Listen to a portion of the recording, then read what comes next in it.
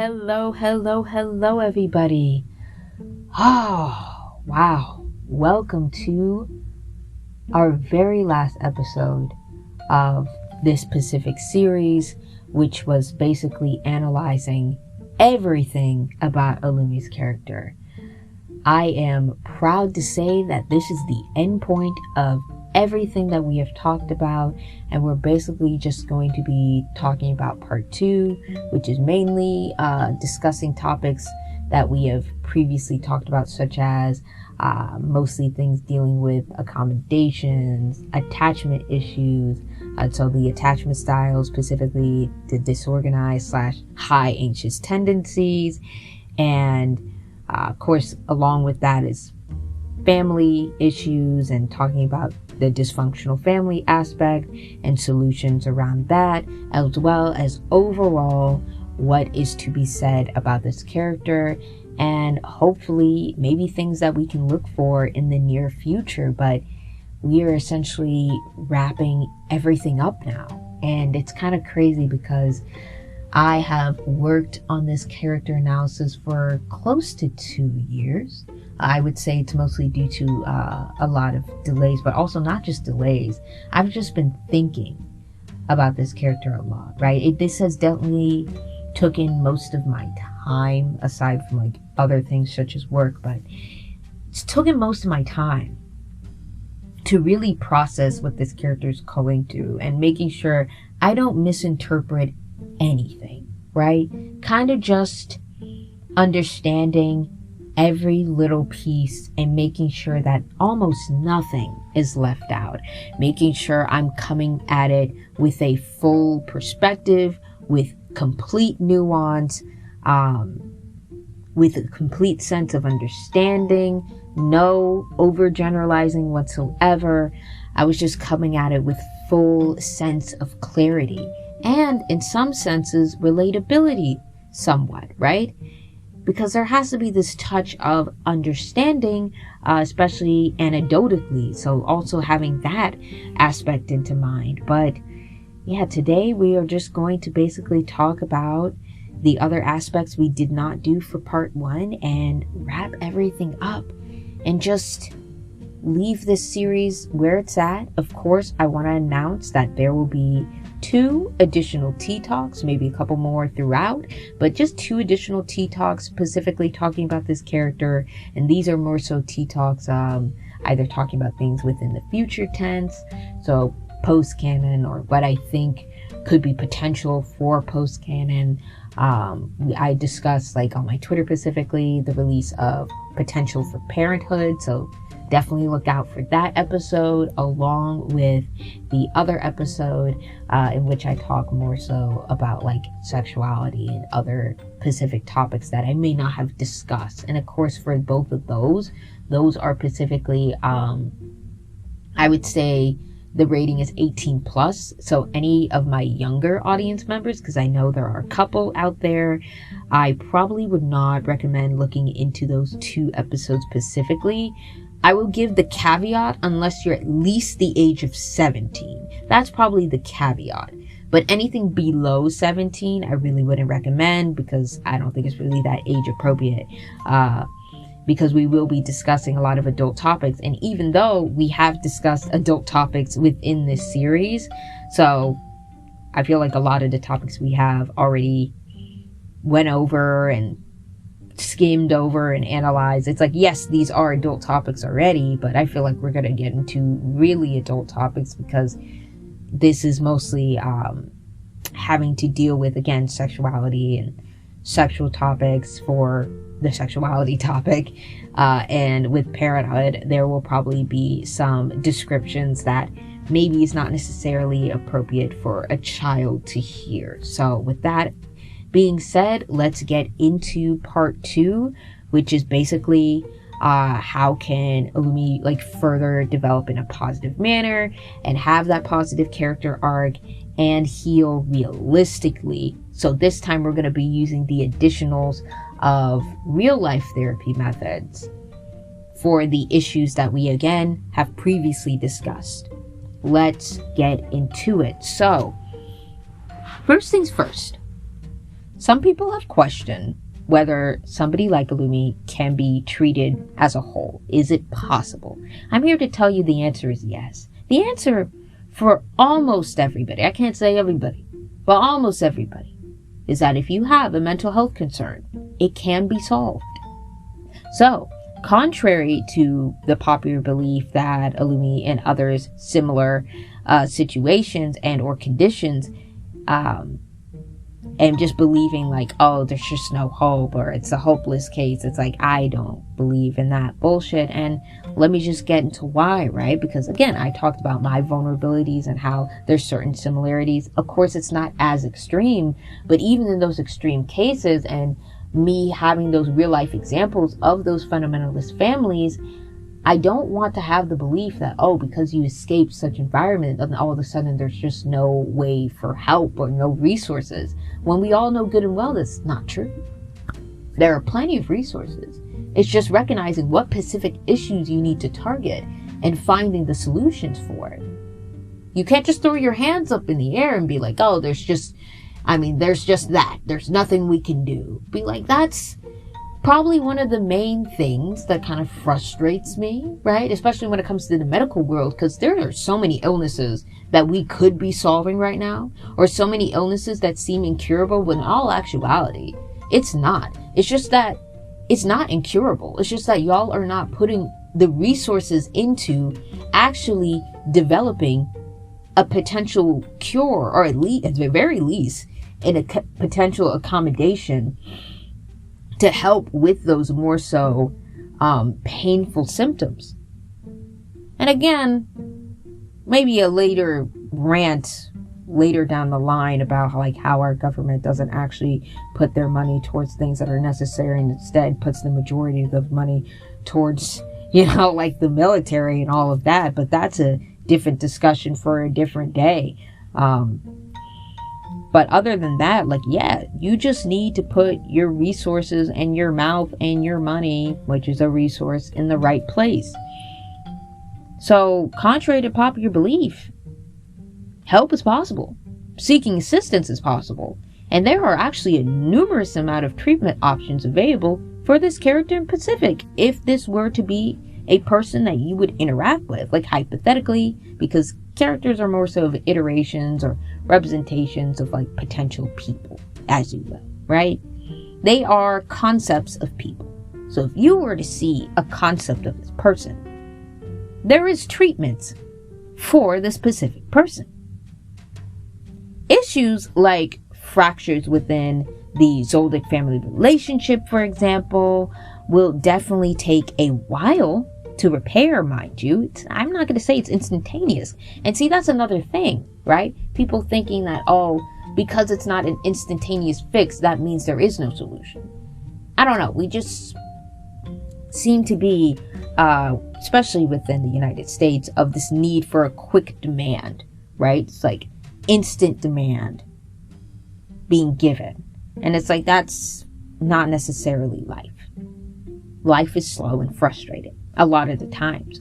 And there needs to be this sense of understanding that and really kind of taking it in and breathing out and recognizing that, healing, for example, it's a slow process. You cannot quicken the process of healing.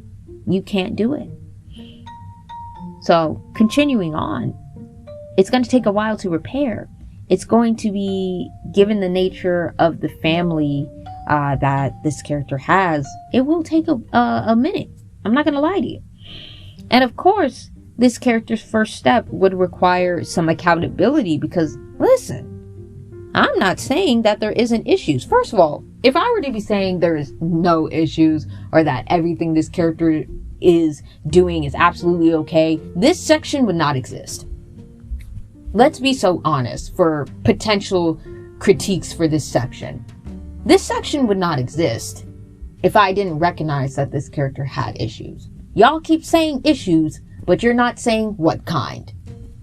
You're not saying anything specific. And at that point, where are the solutions? Of course, you don't know what the solutions are. You don't know what the problem is. You're just saying there is a problem. Okay. That's like saying, oh, there's a leak. There's a leak in my roof. It would be like, okay, is there a pipe potentially? If you live in an apartment, it's like, is somebody's pipe broken? Or if there's a leak anywhere near your house, you'd be like, okay, where's it coming from?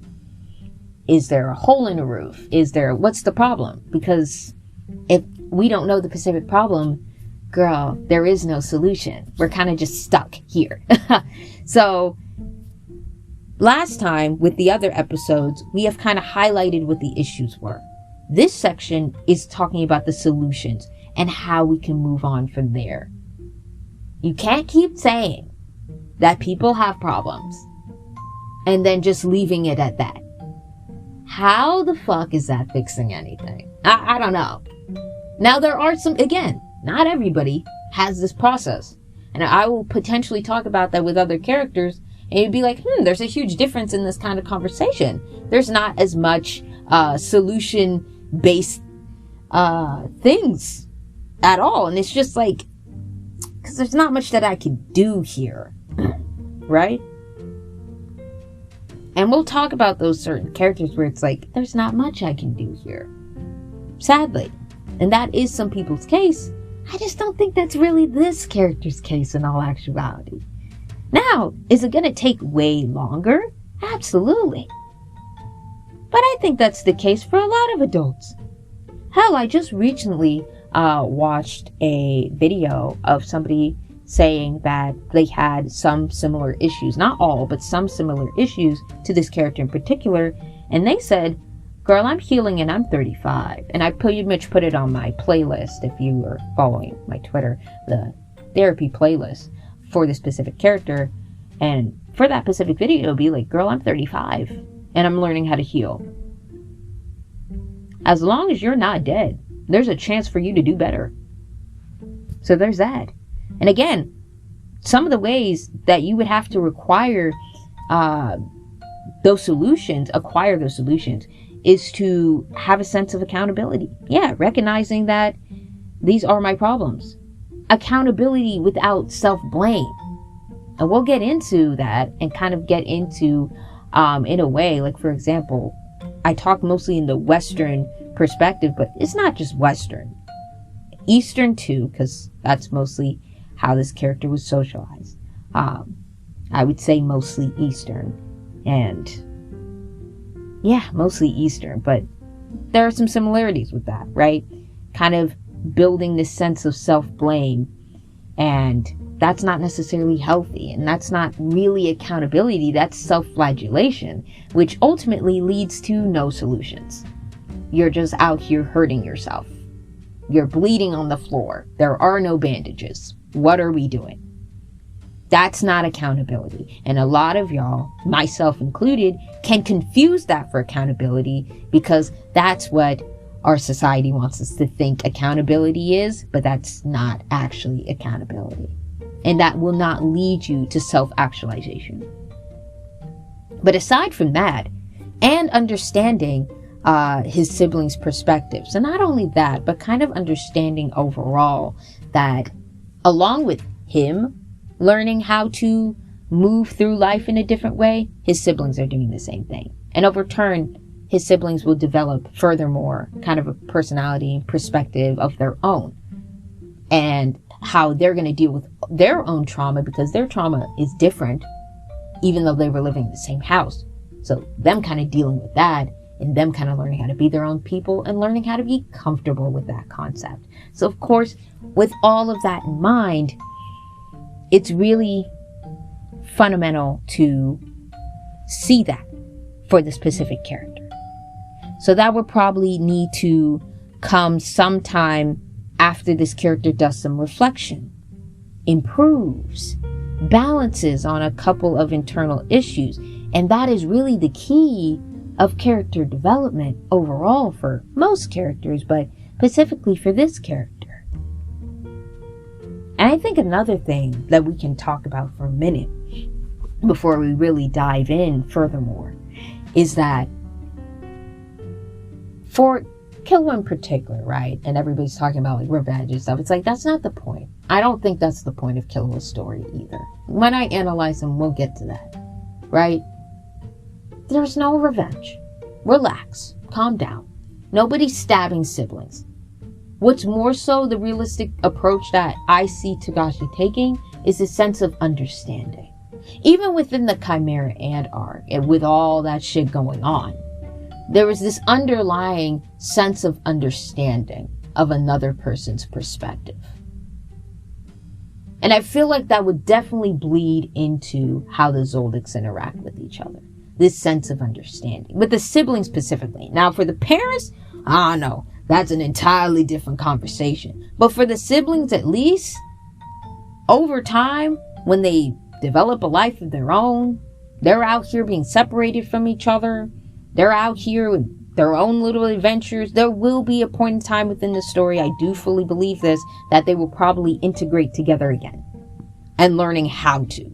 Because, like, girl, it's been a minute. And the last time we left was due to the fact that we had dysfunction within our own relationships as siblings. Now that we're back together again, we need to learn how to actually live with each other.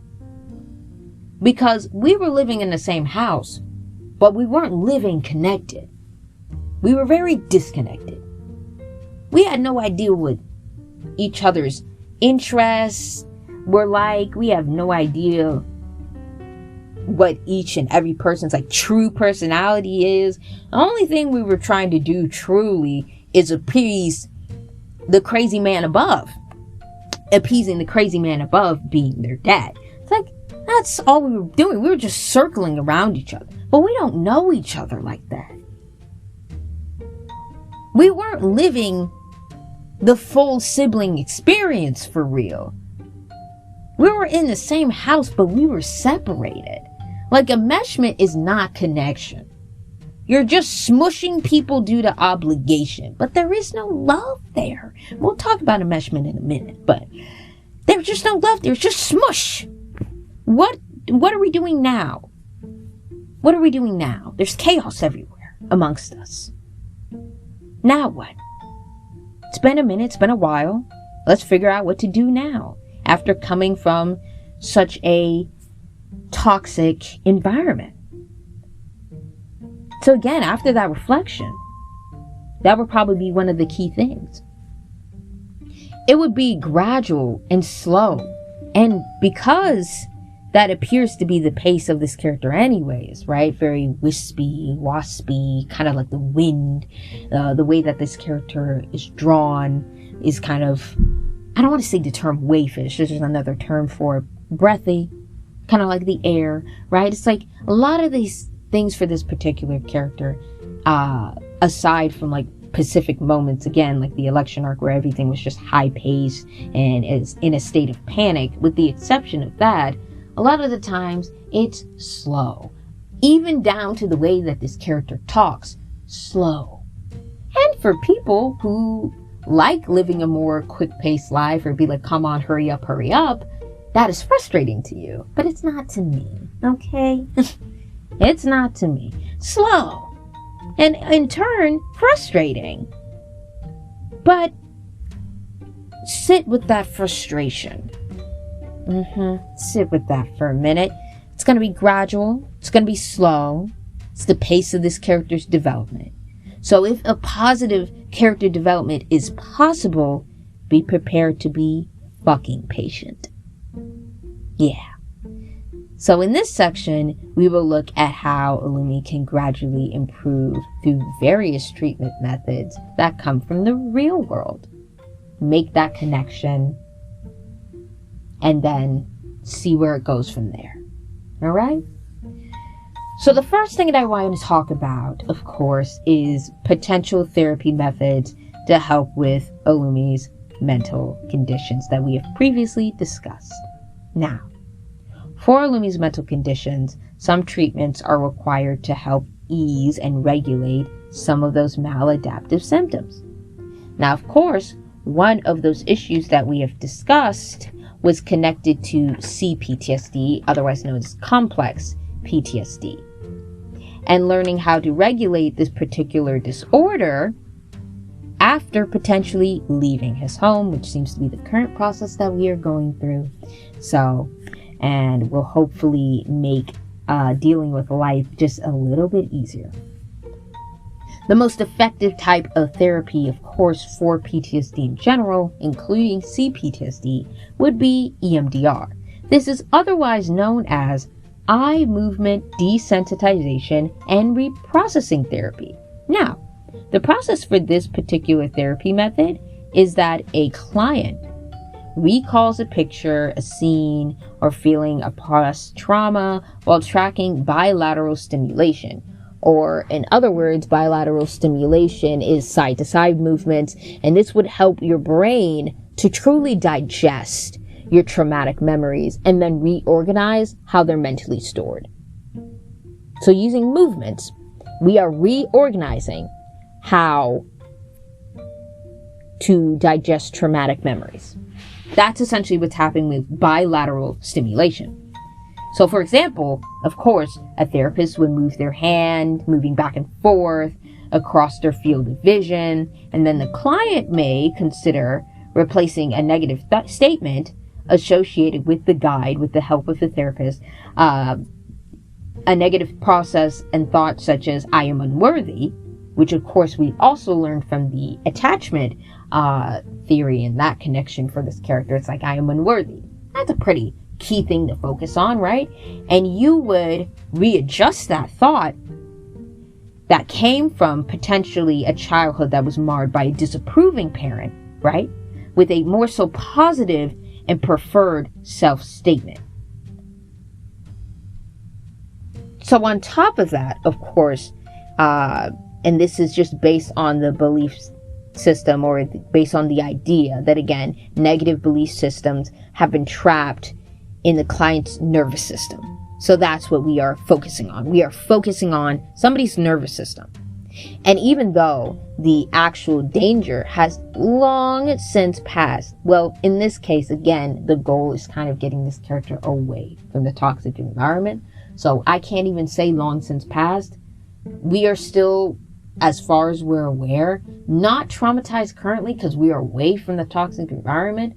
But the key thing is probably not returning, right? Or at the very least, returning for a limited amount of time. So kind of just slowly limiting that time to a point of full close. So because we might potentially be re-traumatized again, I cannot say long since past. However, the combination of the eye movement and psychological recalls neurologically releases the traumatic memory and therefore its negative effects. So this allows the memory to be stored neutrally. That's the goal, neutralizing, and helps install a new healing belief system. And again, this process is long and it is mentally taxing. So that's why it's specific to like people who have this high amount of trauma. Definitely would not recommend this therapy method for everybody. That's why it's recommended for people who have like PTSD, for example, along with other disorders, but PTSD being the main one. This, again, would not work for everybody, but for this specific character, necessary. Absolutely necessary. Let's get into the protocols for this specific process of therapy. First step, or the first protocol, is you need to access a safe space. In other words, you need to be, of course, in a space where you are allowed to feel things in complete full without having people admonish what you're feeling, right? A space that you are basically comfortable expressing the fullness of your humanity. So accessing that safe space is key. So again, we are currently what seems to be every single tilted kid kind of just going on their little own journey away from the home. So if we can prolong that and then access a space in which it's completely comfortable to express things in full, no judgment whatsoever. Very key here. 2, dissociative evaluations. Due to this character having a high amount of dissociation, of course there will be additional evaluations for those specific symptoms that of course accommodate and kind of go along with CPTSD in general. So of course that would be something that a mental health professional that's appropriate for this particular character would be looking out for, along with positive reinforcement using the dual stimulation, and then relaxation techniques, along with establishing that secure and safe relationship with mental health professionals in general.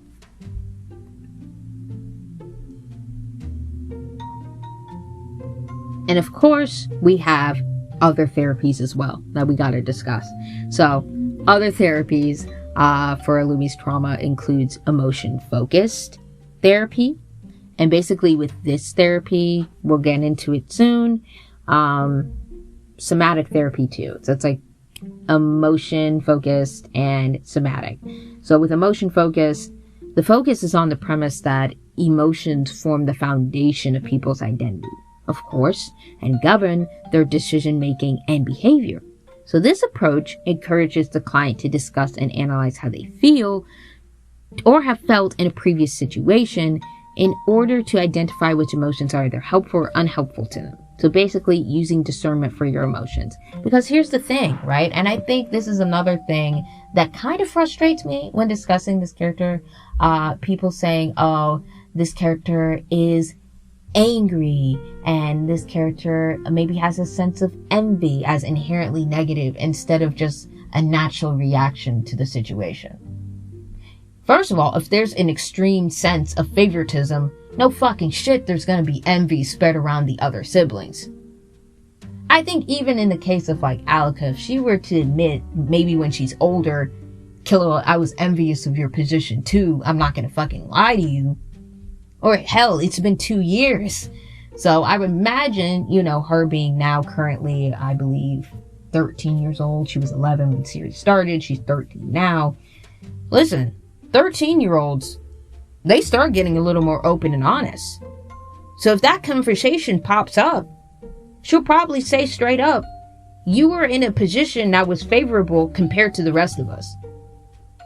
I don't think it's just the oldest that feels this way. We all were a little envious. They have the right to fucking feel that way. And it's not Killua's fault. Nobody is, dogging on Killua. Nobody's ganging up on him. Relax, alright? I love this kid too. Nobody's ganging up on him. It's not his fault. At the end of the day, again, that's what the elders, mostly the parents, created with their environment. That's the environment that they made. And now their kids have to deal with all the bullshit. But allowing to feel those more so like quote unquote negative, which is not really negative. Again, it's just how your body's naturally responding to the situation. It's like, this shit don't feel right. I don't feel good about it. Good. Feel those feelings because it's completely natural. And it's like, oh, this character's angry. It's like, who wouldn't be in that kind of situation? Again, kind of don't like the story Cinderella, if you couldn't tell already, because it's unrealistic. Realistically, she'd be pissed off. I'm sorry. Realistically, she would be pissed off.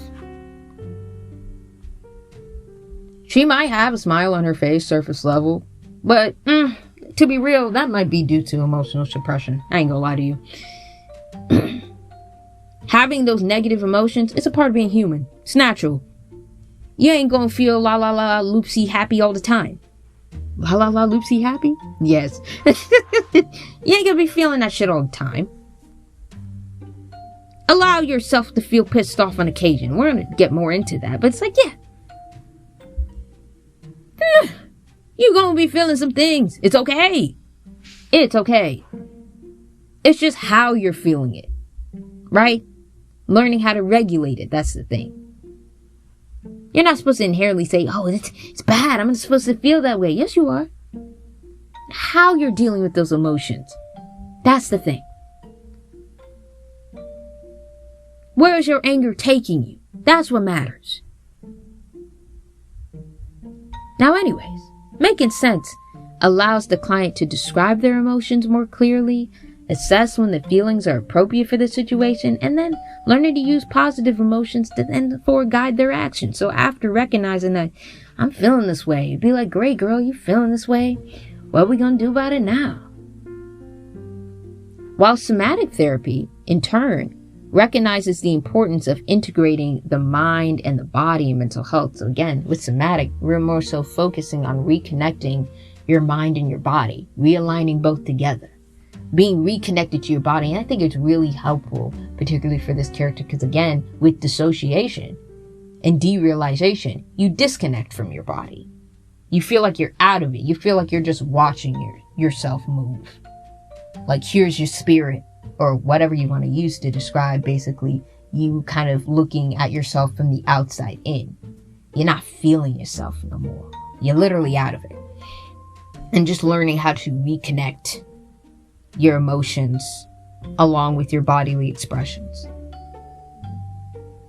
And a few examples of reconnecting, of course, or a few examples of treatment, what you can do is like yoga, you can do breath work, you can do body work, massages. And I think particularly for this character, of course, with the use of needles, acupuncture is a really great way, again, to have that sort of reconnection with the body.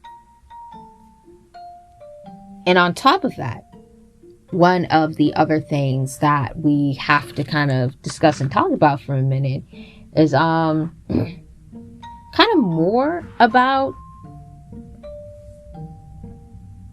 emotionally focused therapy, right? So on top of just emotion focused therapy, there's emotionally focused therapy. And the slight difference for that is more so focusing on how your emotions interact with your interpersonal relationships. So for emotionally, which is slightly different, not too different, but slightly, is more so focusing on, again, how those interactions apply to more so of your interpersonal relationships with your family, versus like emotion focus is the self. So that's more so individual, versus emotionally focused is more so accommodating with potentially things like family or relationship / couple therapy. So the similar process though, essentially, kind of building those bonds later on. And again, the difference for emotionally focused is not only recognizing where you and your emotions are, but also recognizing where other people are and recognizing their emotions.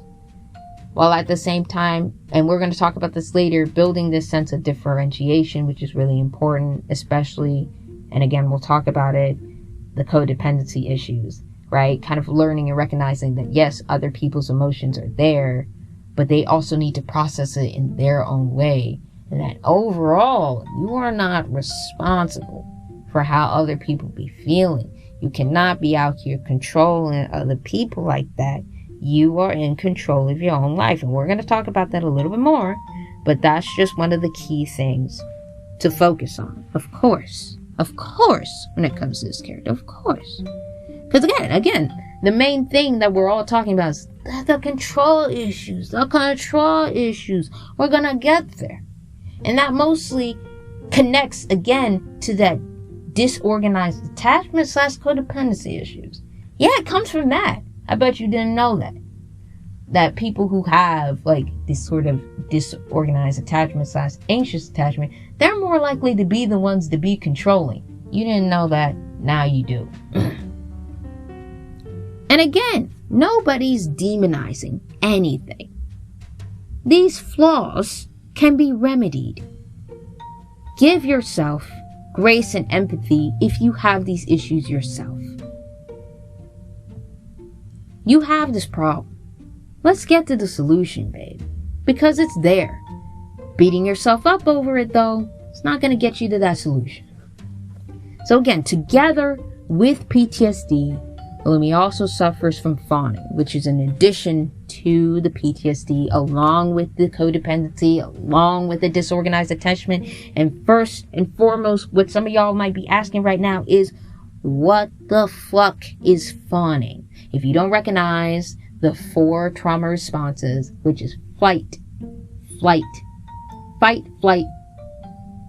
freeze, fawn. Fawn is the 4th. And fawning is a trauma response to threats that result from self-abandonment. So like essentially, you are appealing to said threat. In this case, parents. You're appealing to the parent so that they don't fly off the handle because for this character in Pacific, they have what the multitude of the therapy world loves to call eggshell parents. Very emotionally unstable. You don't know where their mind is at. You are kind of just waiting to see what happens next. And while you are waiting, you're basically appeasing them as much as possible so that they don't fucking fly off the handle. Even though 9 times out of 10, they're probably going to anyways because of how emotionally dysregulated they are, on top of, in this case, mental health concerns that have never been addressed. And over time just keeps building up into something worse and worse in turn. I mean, parents are both now, in their 40s and 50s.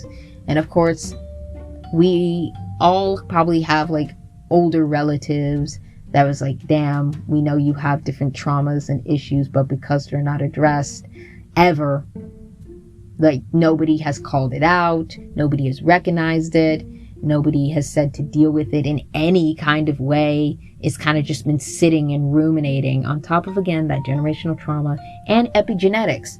So just a mixture of all of that. Now we're dealing with eggshell parents. We're dealing with parents that don't know how to interact with emotions in a healthy way. And because of that, they are spreading that trauma to their kids. So with that being said, kind of just learning the fawning response was basically, in order to accommodate these people, I just got to do what they say. And what they're saying to the outside person, myself included, yourselves included, is this shit is crazy. To you, because we're on the outside, we don't have to deal with that. Right? Be grateful you don't, because that'd be a nightmare. And again, that parents like this existed in real life. There are people out there who basically have to accommodate to wild shit because that's where their parents are at mentally.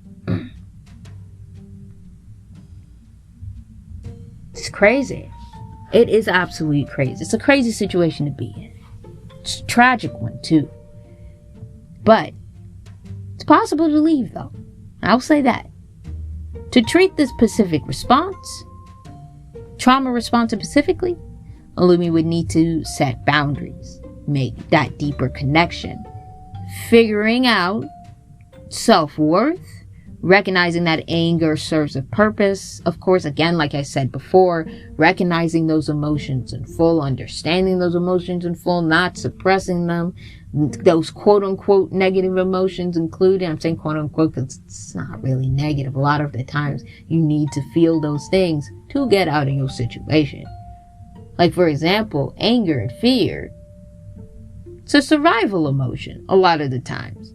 Now, again, is it appropriate to feel that way? That's when you got to learn that differentiation. That's when you got to learn that discernment. Do I need to feel this way right now? But in some instances, yes, you do. And suppressing said emotions is not going to help you. It's not. Learning how to set those boundaries, make those deeper connections. Again, knowing that anger serves a purpose, because it definitely does. Anger can be your best friend sometimes. It just matters how much anger you have in that particular situation. Again, learning how much you need, how much is required, if it even is necessary to feel angry in those situations. And a lot of the times in, Illumi's case, actually it kind of is appropriate to be upset. I feel like in anything, because of that emotional suppression, this character's not upset enough. I think, and maybe this will happen later on with the help of his fiance a bit, it's kind of going to just unravel a bit more. Let that unraveling happen because it's necessary. We gonna need to see some unraveling. Yeah?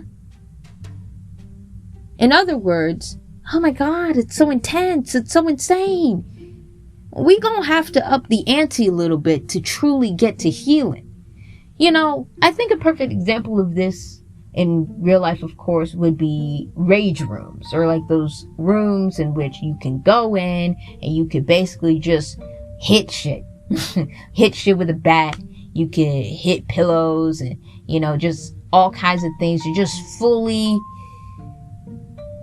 have all of that anger. expressed in full. Sometimes you need to just feel your shit. It's okay. Hey, ain't nothing wrong with just feeling your shit sometimes. Sometimes you just need to scream. You need to scream. You need to feel your pain in full. Just keeping all that shit down and suppressed, it's not good. It's not. What are you supposed to do? Just smile and move on? Again, not rocking with the whole Cinderella mentality. You know what would really help you sometimes? Being pissed off, being petty. I like the original version of Cinderella. You know, the one in which the stepsister's eyes are plucked out. Or at least some other form of just, having that cathartic feeling. Because that's what you need sometimes.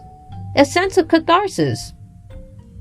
Now again, maybe plucking siblings' eyes out is a bit too extreme, mind you.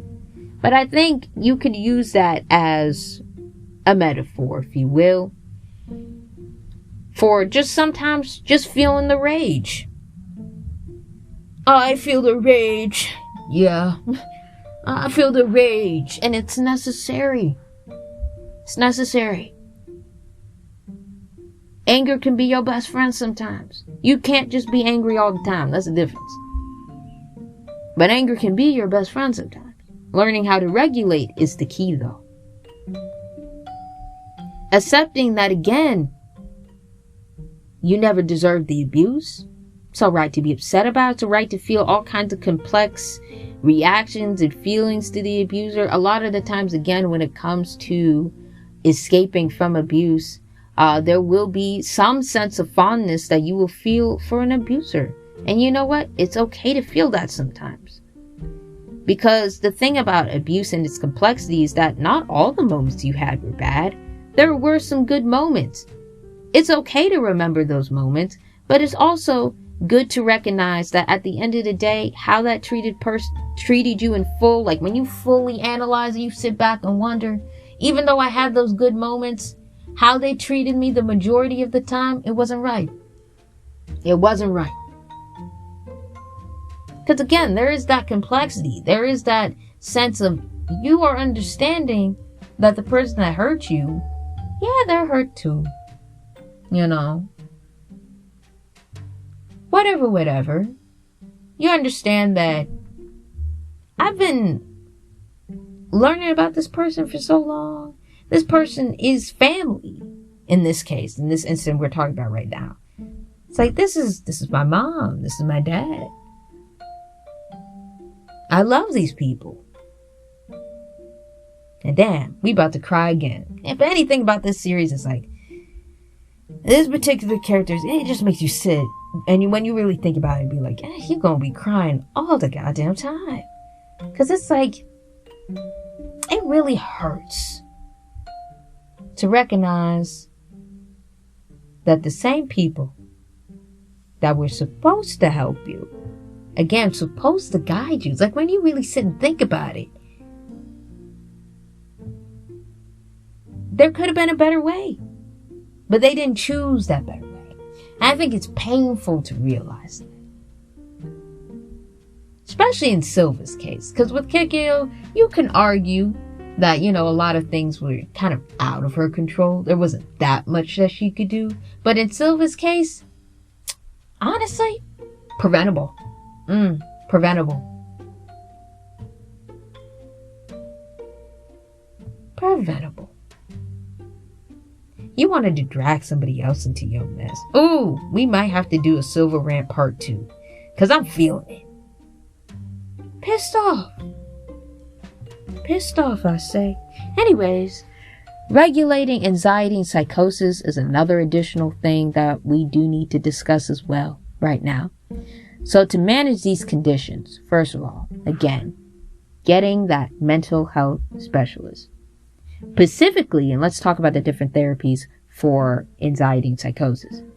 Cognitive behavioral therapy, dialectic behavioral therapy are the two most fundamental ones. I can't say the definitions in full because that'll make things longer than it needs to be.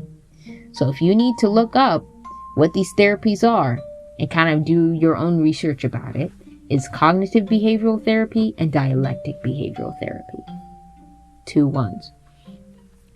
Specifically, let's find probably a therapist that also has manipulative NEN powers. And the reason why I say this is mainly due to, again, that sense of relatability. Talking to someone who has no NEN at all, yes, you can have some sense of relatability in this instance, right? But I feel like for this particular character, things will be really hard, right, to connect with if that person doesn't understand certain things, like having powers in general, right? And if Leario is an emitter and at the same time a doctor, best believe there's probably a fuck ton of therapists in their world that have manipulative NEN. Are you kidding me? A power that is based off of the science of neurology? You bet your ass there is probably a fuck ton of therapists in their world that have manipulative NEN in particular. I would argue that for someone to have that kind of power and use it in a positive way, they're probably in the mental health world. Motherfucker, that's their thing. That's their specialty. Like I said before, I think on Twitter, I'm pretty sure, because that's mainly where I'm at if I'm not analyzing here. I said this once and I'll say this again. For this character in particular, also having that same power with the specifics of like knowing exactly where to place things within the brain for that sense of control for that specific person, there's a high understanding of, again, that science of neurology.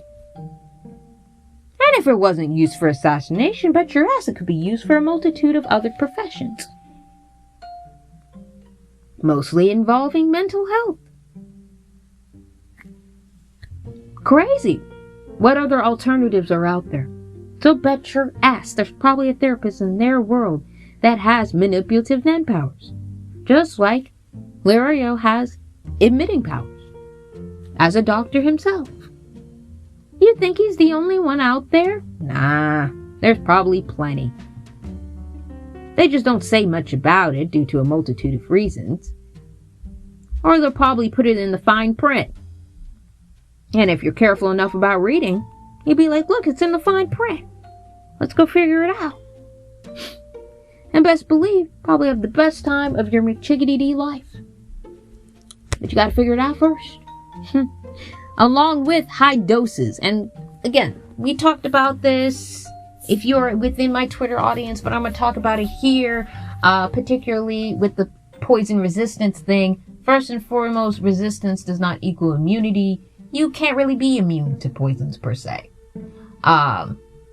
It's just that you have a higher tolerance for said poisons. So in this cases, the amount that would be required would probably be higher than the average person has to intake. And I said this before. I work mainly with animals, right? Not going to say what type of specific job I have. I have multiple. Bitch, call me Barbie. I have more than one, actually. But one of the main things I do during my time is work with animals. And of course, because I work with animals, some of those animals require drugs, medications. Dogs take anti-anxiety medicines too. Dogs, cats, all kinds of animals. They take anti-anxiety meds too. You know, one tiny client, essentially I'll nickname, that has to be dealt with. Let's just say they require so much. Probably more than even a full-grown man. Trust me when I say it's possible. You just need extremely high concentrations. And I think that would be the same case for this character. Even though this character is human, same thing. There are some people out there that require higher doses. It's not impossible. There is no impossible here. You would just need a really high dose, more than the average person. I feel like going back with the addition of poison resistance, right? Specifically with Killa saying, oh, this poison has no effect on me. It's because it's in such a small dosage, for one. And again, for the most part, I believe it might have been venom or some type of venom. If you were trained under Medrestinum, for the most part, venom is not necessarily a problem for you. Like, it is a natural poison, and for the most part with midrastinum is that you can have a very extremely high tolerance toward natural poisons. Again, it may take longer for your body to basically realize that what's going on is not healthy, and it would take longer to basically kind of just crumble itself, right? So we also use the example of alcohol being like, you might not be drunk, you might have the obvious symptoms, but girl, you still probably gonna get some liver damage. So even though, right, the more so obvious symptoms are not going to be there, it doesn't mean that your body's just going to instantly bounce back. It just means that certain things are going to be into effect, certain things are not. Internally, we might have to go back and see that doctor. But externally, you're good. Or at the very least, if it's a small amount, it's not going to affect you at all if you went through the process of midrastinum. And again, not many people historically have went through this. I believe like only a couple of people historically have also used poison resistance training in real life. So it exists though. That's why there's a name for it. It's like somebody tried it out and it worked for some time. But again, resistance is not proofing. It can be only through certain conditions or only for a certain amount of time. Like after a certain amount of time, things start to wear down. Stainless steel over time, it's not so stainless anymore. It does eventually stain. You know, things with resistance does break down over time. It just takes way longer than said somebody or something that doesn't have any form of resistance at all. It's rubbing onto it, it's going to take longer, but eventually it will crumble. So with that being said, you will have antipsychotics and all these other drugs. They would work in high concentrations, and it's probably preferable that you made those specific drugs in a lab, right? Versus having them made from nature. It's probably better to just get it completely artificial because there will be a higher chance of dealing with it that way. But yeah, this is the first portion of the final part of the analysis, and we mainly talked about the different therapy methods thus far. And in the second portion of this episode, we are going to be talking about more so how to deal with. Actually, there's one more thing we're going to talk about before we talk about the end. I forgot this one other thing specifically, and that is the severe case of the psychotic episodes that this character does have. If basically what happened in the election arc were to happen again, then what would be required, or probably realistically what should have fucking happened. And again, not Killer's fault, not anybody's fault, I believe.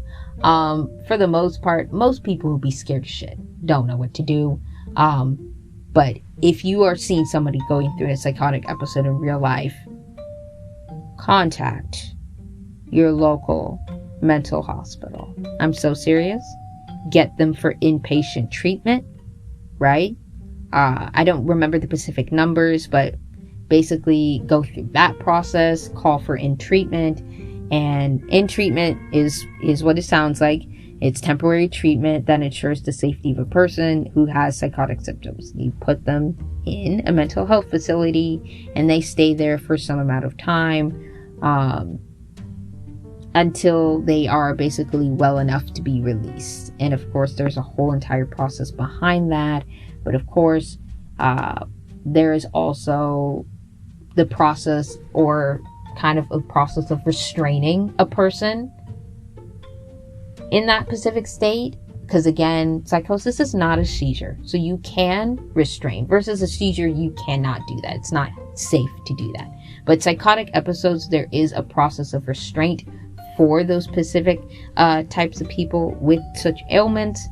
And I might reveal the video for how to restrain said person if you see a severe psychotic state that also causes harm. The key thing is you can't just restrain somebody. They also have to cause harm upon others as well as themselves. Like, you see them hurting themselves, you see them hurting other people, you would have to require restraint. Like, ain't nobody saying that you could just hold their hand and they'll automatically go to impatient. They are in a sense of, a completely different world. Because again, with psychosis, you are essentially in a different worldly sense. You are not of this world anymore. You are in your delusion/hallucinations. You're not seeing what everybody else is seeing. You're not hearing what everybody else is hearing. You're in a completely different state of mind. So because of that, you kind of basically kind of have to, I don't want to say force, because that's not the right word, but there is this sense of, not easing into it. If you can ease into it, try to, but again, with this character in particular, it is severe, so probably restraint would be the best form. I don't think everybody can do this. I think luckily, given who he's engaged to, probably just leave it to him.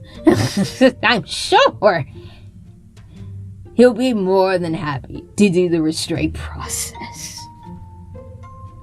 Using, of course, not only hands, but like his literal powers being that of something to kind of use to tie things up and stuff like that. It's like, it'll be really easy, I would imagine. It's like, kind of like a lasso. It's like, reel him in. Woo! Reel him in that way. It's like, I'm sure it'll be good fun.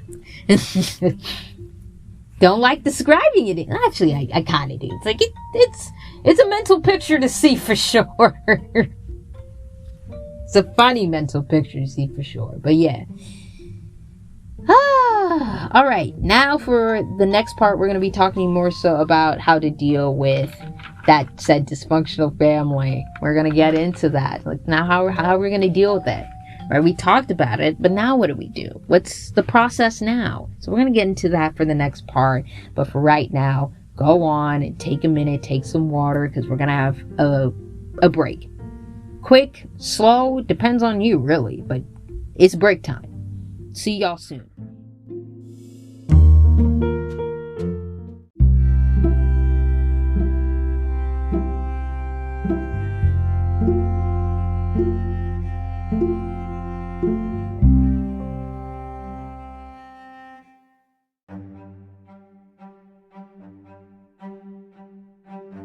Hello everybody, welcome back from our break. Now let's get into how can Illumi deal with his dysfunctional parents. Well, of course we know Illumi's family is very dysfunctional. I feel like that's very obvious, and plus I talked about it. So one of the main aspects being, of course, his parents, and having to basically tiptoe around their issues. And again, I called them previously eggshell parents. That's what they essentially are, right? Kind of tiptoeing around their issues, kind of just skimming through how they're going to be this day. They're very unpredictable. Anything could set them off. That kind of parent.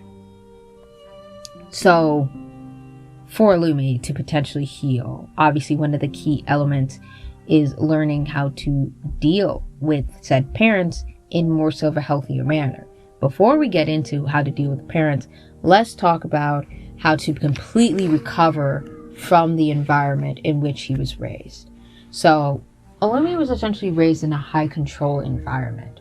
So that basically means it's pretty much very similar to that of a cult. So what would be required first and foremost is this sense of deprogramming, or cult recovery being the more so modern interpretation of deprogramming. Deprogramming's origins don't really come to find out with later research. So, of course, years down the line, we have improved it, and now it's called cult recovery. But just now, I'm talking about the same thing, essentially. So, with cult recovery, in order to recover, here's what Illumi would need to do from coming from such a high control environment. First step, you got to redirect the shame, because one of the things that are going to come from escaping said environment is the shame. It's a really shame-based culture. shame-based. Shame was the key motivator a lot of the times. If you don't do this or that, then you're a bad da-da-da-da, you're a bad person, or something bad's gonna happen, or just a lot of fucking shame was embedded. Just embedded deeply within the belief system of all of these kids, but the oldest probably especially had to deal with it the longest. And on top of that, the additional pressure of, you're a bad older sibling, you don't know how to take care of your older sibling, younger siblings, because there is no older, you are the oldest, younger siblings. If you don't do this, something bad is gonna happen to your baby siblings. So it's just a lot of shame, right? From their situation. So you got to redirect the shame. You got to redirect the shame. You got to avoid self-alienation. Because one of the things along with that is kind of just avoiding this sense of self-isolation. And again, due to coming from, first of all, an isolated environment, and again, abusers love isolation. They love isolating their victims. That's why another reason they're so high up there, right, is because nobody else can see the crazy shit that goes down. There are no neighbors. There is nobody to run to. If you were to call said authorities, best believe, realistically, it's going to take a long ass time. And they probably can't make it because of all the other protections on the outside. So you could do whatever the hell you want, which is a perfect paradise for an abuser. They could do whatever the hell they like. That's why their parents got away with things that honestly probably shouldn't be getting away with because of how isolated they were. So this sense of self-isolation, right, that comes from this avoidance, which we'll talk about a little later, in which it's like, oh, you know, I'm responsible, right? I gotta fix my own thing. I'm gonna be alone because I had to learn how to fix my own issues. I couldn't depend on the people that I was supposed to because they're unorganized. I can only really depend on myself, really, and I that's not really working out because even with me, I can't manage my emotions well. But it's like I still need to just isolate, regulate myself on my own. Nobody else needs to see my suffering, right? And again, we'll talk more about that in detail for the disorganized attachment, but kind of just avoiding that tendency is probably the key thing to focus on. Awakening critical thinking. Because when you are in a cult environment, they want you to have cognitive dissonance. That's what they want you to have. They want you to shut your brain off. They want you to be like, just roll with it. Just keep up with the Joneses. Just go with the punches. Because if you don't, we're going to do something bad to you. So even if internally, we see this with this character all the time. If you pay enough attention, being like, this don't feel right. It doesn't. But there's not much you could say about it. So you keep doing it. Despite it not feeling right, because there seems to be no other route, no other way of thinking. Awakening that critical thinking and being like, this is questionable. I don't know about all of that. Those are vital thoughts to have. Another thing, speaking of which, is undoing Silva's intermediate reinforcement, which what intermediate reinforcement essentially is intimidation, belittling, and humiliation. And kind of remedying all the internal thoughts that come from that. So again, this aligns with more so fixing the attachment issues that come up after dealing with that kind of intimidation, belittling, humiliation for a long amount of time, along with the other types of abuses that we have discussed previously. Another thing is self-reflection. Very key. So you got to redirect from appeasing his parents, right? That's what needs to happen. Father especially. And I say father especially because, again, narcissistic family model, controller, enabler one being the mom, enabler two, / caretaker being Illumi, and then you have the kids. This is what we discussed before. So kind of just disavowing from that position a little bit. Like, yes, you still care for your family, but now you need to reinvent and care for your family in a different way. Maybe caring for my family, we'll talk about this a little more, is kind of letting my dad fall on his face. He's not doing it for me. This is not helping my siblings. I'm hurting my siblings more. He's been lying to us for a long time. And I think all of those kids are going to have this realization. Killer was probably the first one we saw to obviously have this realization. But I feel like all of his kids, like Silva's kids specifically, are eventually going to have that realization of, he's been lying to me this whole time. This is not helping us. He doesn't know what the fuck he's doing. Rant part 2 for Silva's coming out, because the more I think about it, the more pissed off I am about his character. It's like, oh, there's nothing to not get angry about for this specific character. Oh, it's crazy. But anyway, it's helping with that self-reflection, which ultimately we would also focus on the self-regulation for this character. Regulating all of those emotions, regulating any potential disorder, just regulating your shit. Just calming down and really processing everything. Because the goal is process. Process and progress. So you're going to regulate emotional extremes because, again, going from one extreme to the next, which also connects to that disorganized attachment. Going from, this whoosh, it's like I'm avoiding. Whoosh, I'm feeling nervous. There is no in between. So we are essentially, for this character, learning to have an in between. To have a moment of calming down. Because one thing for this character in particular, there was never really a moment to calm down, was there? It's just everything was intense. It's like, was there a moment of sit down? Relaxation. Let's have that. Let's build that. And finding that healthy middle.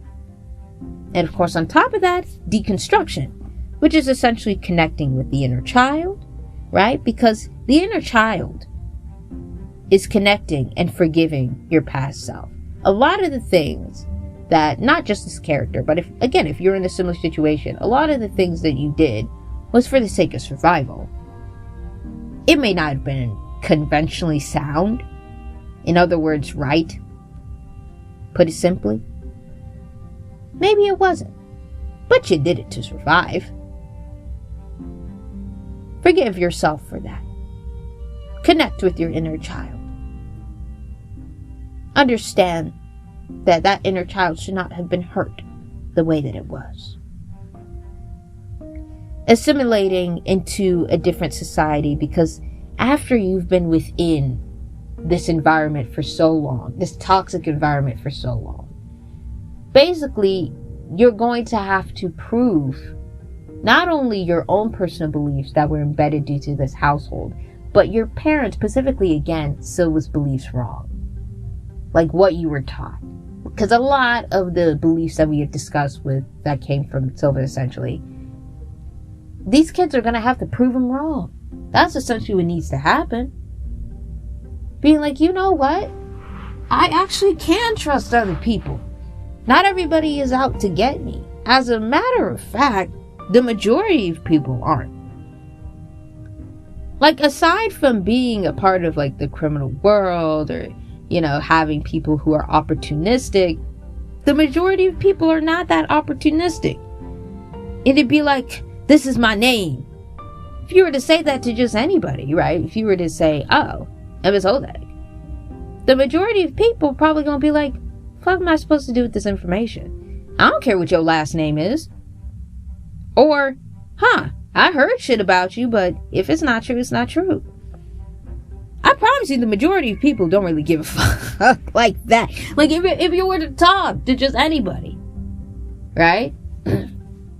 It'd be like, okay, girl, I'm supposed to do with this information. Thank you for telling me. Don't care. Or, at the very least, if they do, so be it. Okay. What else can you do? Can't really change people's minds, right? Just kind of assimilating into the different society. Kind of assimilating a bit, but not so much to the point that, like, I believe, oh yeah, so therefore you gotta 100% agree with social norms, because even within our own society, we got some shit going down that's a little bit messy. So, right, kind of just learning how to live through life in a better way. socializing without family. So kind of just learning how to, and grieving the process again of having this group that made you feel comfortable, because essentially it's a little comforting knowing that there's a group behind you, but in all actuality that group was holding you back. They were hurting you, they were not helping you. So kind of grieving the process of grieving that they will probably no longer be there for you. Again, remember, canonically for this character, as far as we're aware, they said nothing to his family. He said nothing to his family about his engagement. They don't know. And if there is the potential of like both him and his fiance positively developing, and again, will they, won't they? They won't. Oh my God, they're going to get married. They're not gonna tell. And 9 times out of 10, maybe I'll give like, that 1 to 10%, maybe. But 9 times out of 10, they're not gonna tell about the marriage either. Because they know what they're like. Eggshell parents, fly off the fucking handle. What is supposed to be a happy moment is no longer a happy moment. A lot of the moments, and we're going to get into this in a little bit more detail, will never be discussed. And that's probably the most tragic part of it all, but you're kind of just going to have to learn how to deal with that. In a way. It will be painful, it would take some time. On top of that, creating those new boundaries. Again, creating that distance, which will hurt like a bitch, I guarantee you.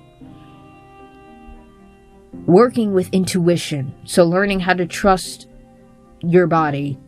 Learning how to, readjust. Again, kind of just leaving this sense of cognitive dissonance. Learning how to trust your body and its survival instincts. Learning that some don't feel right. That's probably not right. Probably run the other direction. Learning how to do that shit again. While at the same time not being hypervigilant about it and not learning how to run from every and anything, right?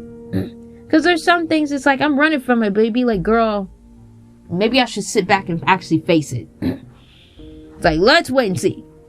Sometimes having risk is okay. So again, working with intuition, learning discernment, having healthy friends or healthy-ish friends. We working on it. Right? It's like maybe someday we're still not, we're still at that first step, baby steps. We got to get through the baby steps. Maybe during our toddler steps, we can have that part. Be like, I'm not so alone. It's like we had a significant other. That's great, right? For this character, it's like significant other, progress, kind of proving some things wrong already. But it's like having friends. First of all, number one thing probably besides like Nen and anything associated with Nen and maybe feeling maybe like bloodless or anything like that, which will probably only pop up every now and again realistically. Besides that, it probably finding someone who again can relate to the feeling of Nen, even without being said, even without the whole Nen thing. Maybe let's look for friends that are neurodivergent / also have like other mental health issues. Maybe let's not look for neurotypical people, because no offense, and this doesn't happen all the time, but a lot of the times, for some reason, and I think it's because not every neurotypical person, but there are a lot that have more of a hierarchical thinking, and that is not necessarily healthy for the neurodivergent mind. So maybe let's stay away from that for a little while, possibly forever. Yeah. Having other friends that also have neurodivergencies is key, because again, there's this sense of, oh, you're neurodivergent, you're different from me, I don't like that. Let's not have that, right? Let's have more so of people that can accept us for us. And maybe in some cases, the people who can accept us for us is the people who can relate. So let's focus on that. Allowing to feel freely and free fall. Free fall essentially is sometimes you're going to have a moment of relapsing. You need to learn how to forgive and further accommodate for yourself, even during a moment of relapse. No self-flagellation, no beating yourself up. You're going to be like, damn, I had this moment. I don't know what I'm doing. You're kind of in the state of just learning. You are readjusting to everything. You're relearning a lot of things. Baby steps. You're taking it. You're taking life in a new way. I don't want to say it's a state of regression, but in a sort of kind of way it is. And again, there's a difference between like regression in the mental health sense versus like infantilization. Infantilization is just straight up dehumanizing somebody. Versus a state of regression is more so of a developmental stagnation that we hopefully can remedy, right? But right now, what might happen is, again, that sense of a developmental stagnation that will be relieved and remedied over time. Well, you will have that moment where it's like, I don't know what I'm doing. I feel like a child again. That's okay. That's okay. You're restructuring your whole life. Expect to feel all kinds of complications. You're going to be feeling it all. So like for this character, Pacific, he going to be feeling it all. He going to be feeling it all.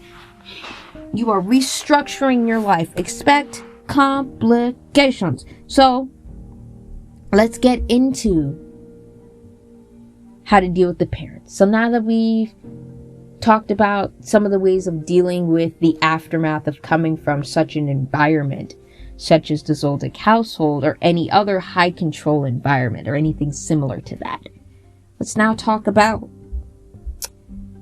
how to deal with the parents.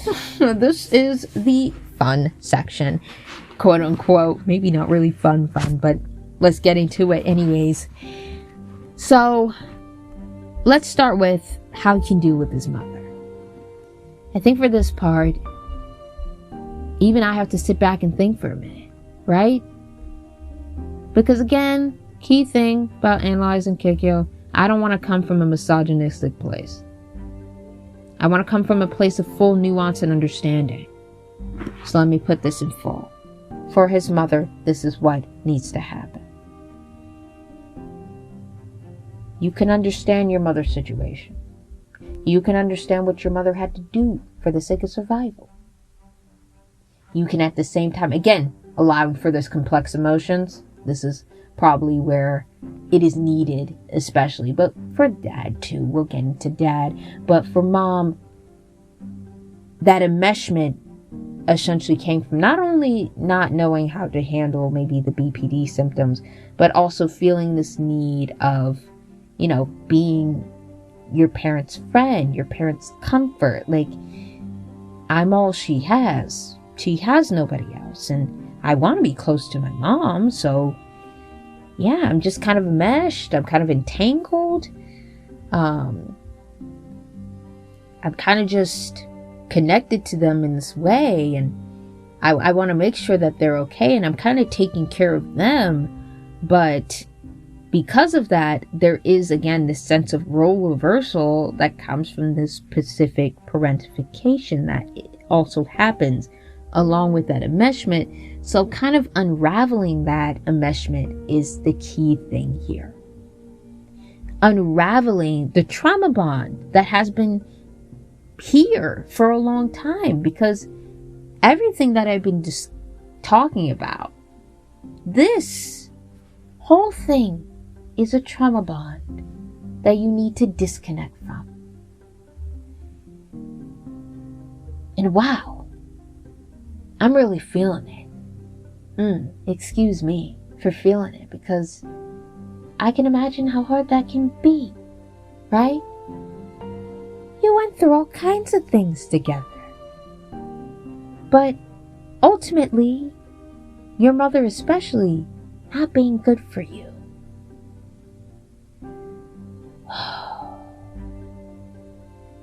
It's going to be a lot. The in and out process is going to be a lot.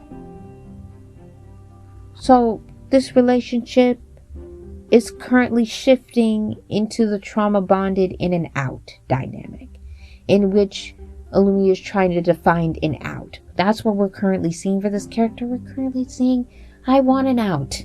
I don't want to be here no more. But I will have to leave people behind. And again, I'll probably say this right now, right?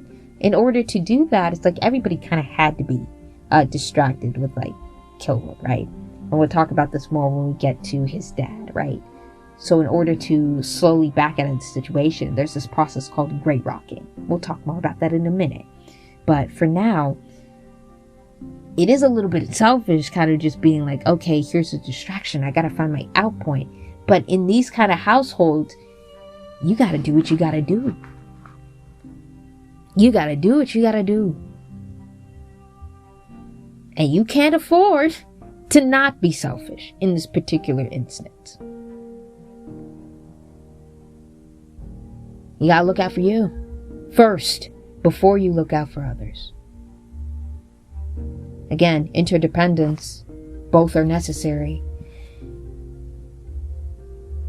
I say this is hard, particularly because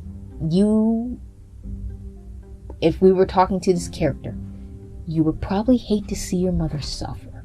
What we're seeing for his mom in particular is a mixture of all kinds of things, but BPD especially. To see it in its full fury, unregulated, no meds, no nothing, it's terrifying. No offense to people who have this disorder. I'm talking about the people who, again, don't have it regulated. It has not been professionally treated in any kind of way, shape, or form. Just, it's in its fullness. And because it's in its fullness, there's no choice but to leave. Because you've been absorbing kind of their pain for so long. And again, with the additions of borderline, their pain is intense. It is intense. I cannot lie to you. And this is probably the hardest part to talk about, because it's like, God damn. There's no other option, is there? There really isn't. You want to help this woman. You do. But at the same time, by kind of enabling her in the process, you're hurting yourself. There's no other choice but to leave. So you're slowly moving away from said situation. You're slowly moving away from said person. But you naturally feel guilty. Oh, this hurts so much to talk about. And I can't even say I relate 100%, but I can understand the pain that comes from this process. Oh, wow, you really are feeling it, but you have to feel it. I feel like for a lot of people, myself included, it'd be too much to bear. It'd be too much for this character. It's like, but that too muchness is necessary. It has to be done. It has to be done. You have to move. You have to fly. Fly. Fly away. You gotta restrict certain interactions. Can't say everything that makes you happy. Even if you want to. You don't have that kind of relationship. It's probably the saddest thing you have to realize, not just for this character's mom, but character's dad too. You don't have that kind of relationship where you can connect and feel those joyous moments that are supposed to bring family together. That doesn't exist. And no matter how hard you want it to, it doesn't. Facing that reality will be the hardest thing. But it's so needed. It's so needed. For his father, this is what has to be done. And is currently being done, too. Illumi would have to set the boundaries and limits which again appears to be the current trajectory. You're going to limit how much personal and current information that is known from your dad. Like, your dad will not know much about your current life, does not know where your current life is heading. He won't be saying much of anything. Right now, we're seeing this character go through a process called gray rocking, which I've talked about, somewhat introduced, so let's talk about it more. With gray rocking, in particular,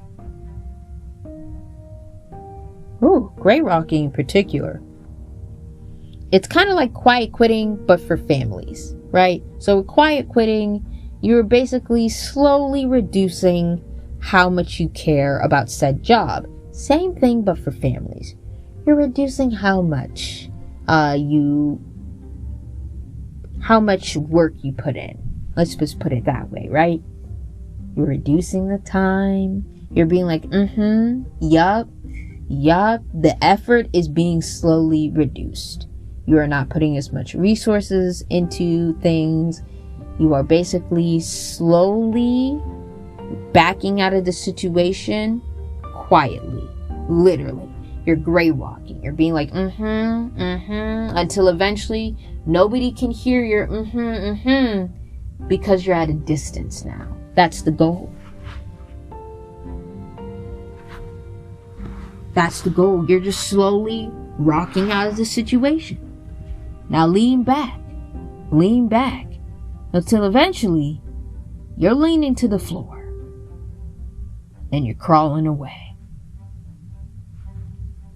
Then, of course, after that, Illumi can then redirect the focus to investing in other interpersonal relationships, which again is currently seems to be what's happening, because we see more of a focus with his fiance than we do with his family in particular. So we're going to see that more into progress canonically and see where it goes from there. But again, just kind of having a focus away from your family. Because what should have happened is your family should have been fine with you having a life of your own, as well as, you connected to the family. But when it comes to mesh families, that's not the case. Mesh families, they want to cling. And it's not due to really love. It's a lot of obligation rather than love. It's not, even if it is coming from well intentions, you're still hurting every single member by not having them have a mind of their own and having them cultivate a sense of self. There is no cultivation of sense of self. Boundaries don't exist in mesh families. So you kind of have to force it in. And it's going to be painful, but absolutely necessary. So you're going to have to start creating that boundary yourself, because it wasn't naturally given.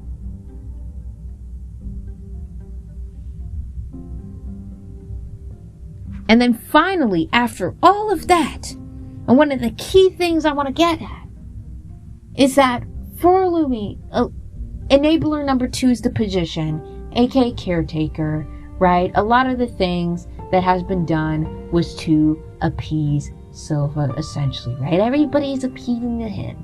It's like, we gotta make sure he's okay. I think there's a nickname that, some of my favorite, creators, social media creators have said, King Baby is essentially will probably be described for Silva, which is a cute name for male narcissist.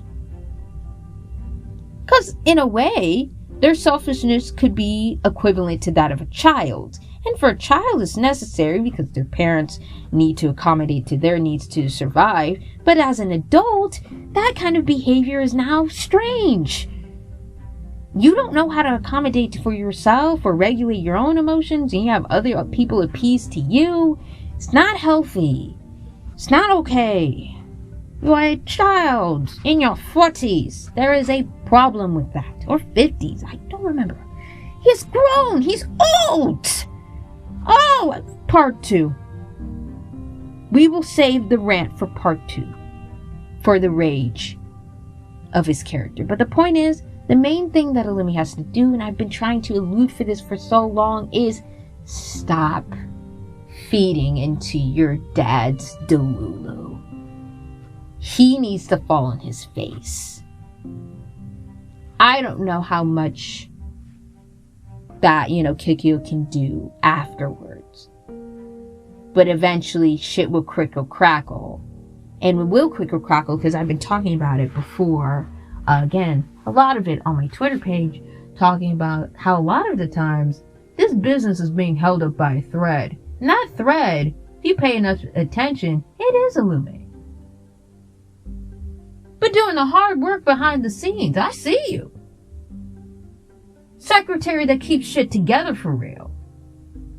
But similar to, I believe, that secretary in Succession, that kind of left her boss. Same thing has to be done here. Because again, it's a family business. So you have to do the mixture of both quiet quitting and gray rocking. Both have to be done. In this case, both quiet quitting and gray rocking. You're gonna have to leave your boss to his crazy demise and let the business crumble. What have worked in the past, or maybe could have worked in the past, we're in a new time, new era. And one of the key things about life is evolution, adaptation. And that seems to be the fear for this particular business. Every business needs to learn how to adapt. You're not adapting. Let it fall. Let it fall, let it fall.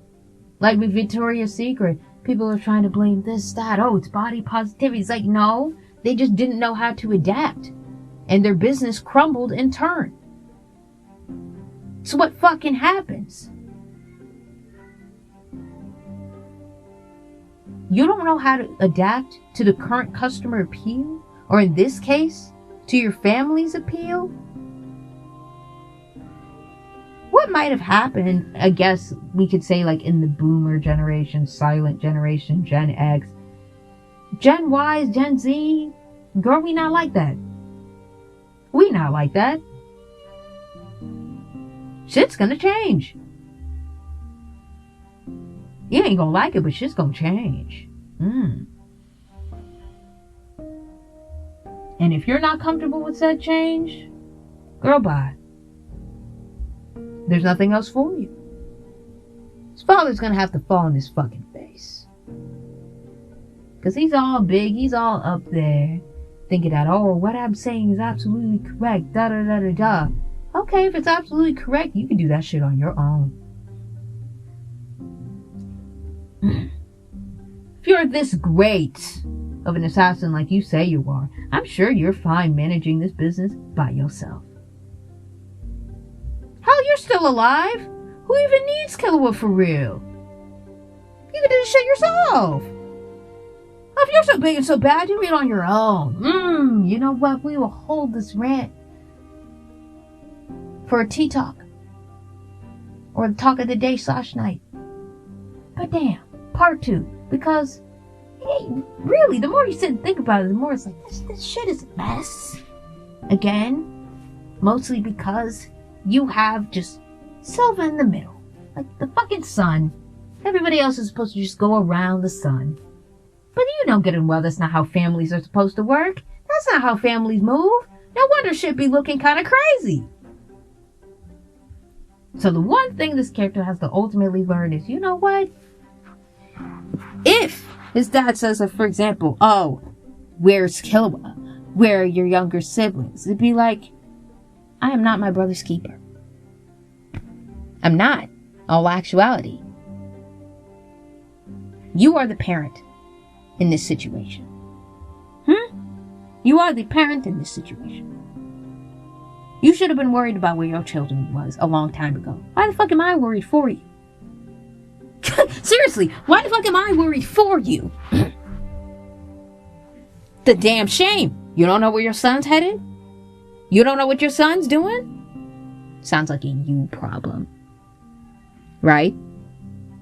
This character's 26. Still young. But you only be young for so long. I can't keep running around your fucking issues that, in turn, you created. His dad created the majority of these problems. And we just out here, rolling through it. Scraggling through it. Over it. Sick of it. What are we doing? Enough. Let go.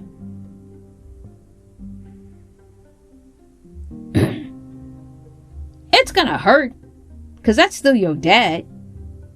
But ultimately, let your dad struggle, because otherwise he won't learn. He was the golden child in his life. And one of the main things about golden children, right, is because they have been enabled their whole life. Everything was appeased to them. So of course they're selfish. Of course they never learned that their actions not only have consequences, but impacts upon other people's lives.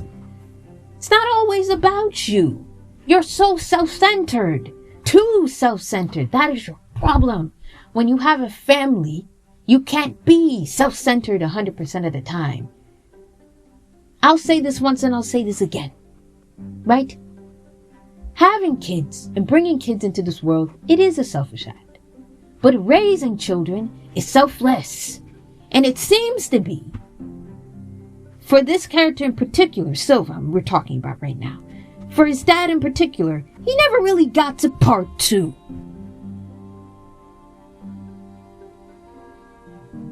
He never really got to the selfless part.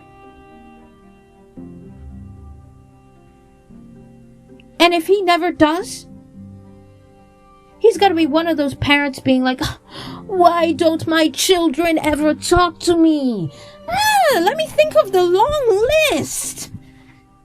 And again, for the mom too, but there's more of an understanding of where the mom is coming from versus the dad. Similar to, again, and we'll talk more about this in detail, I watched a recent movie for the Hunger Games.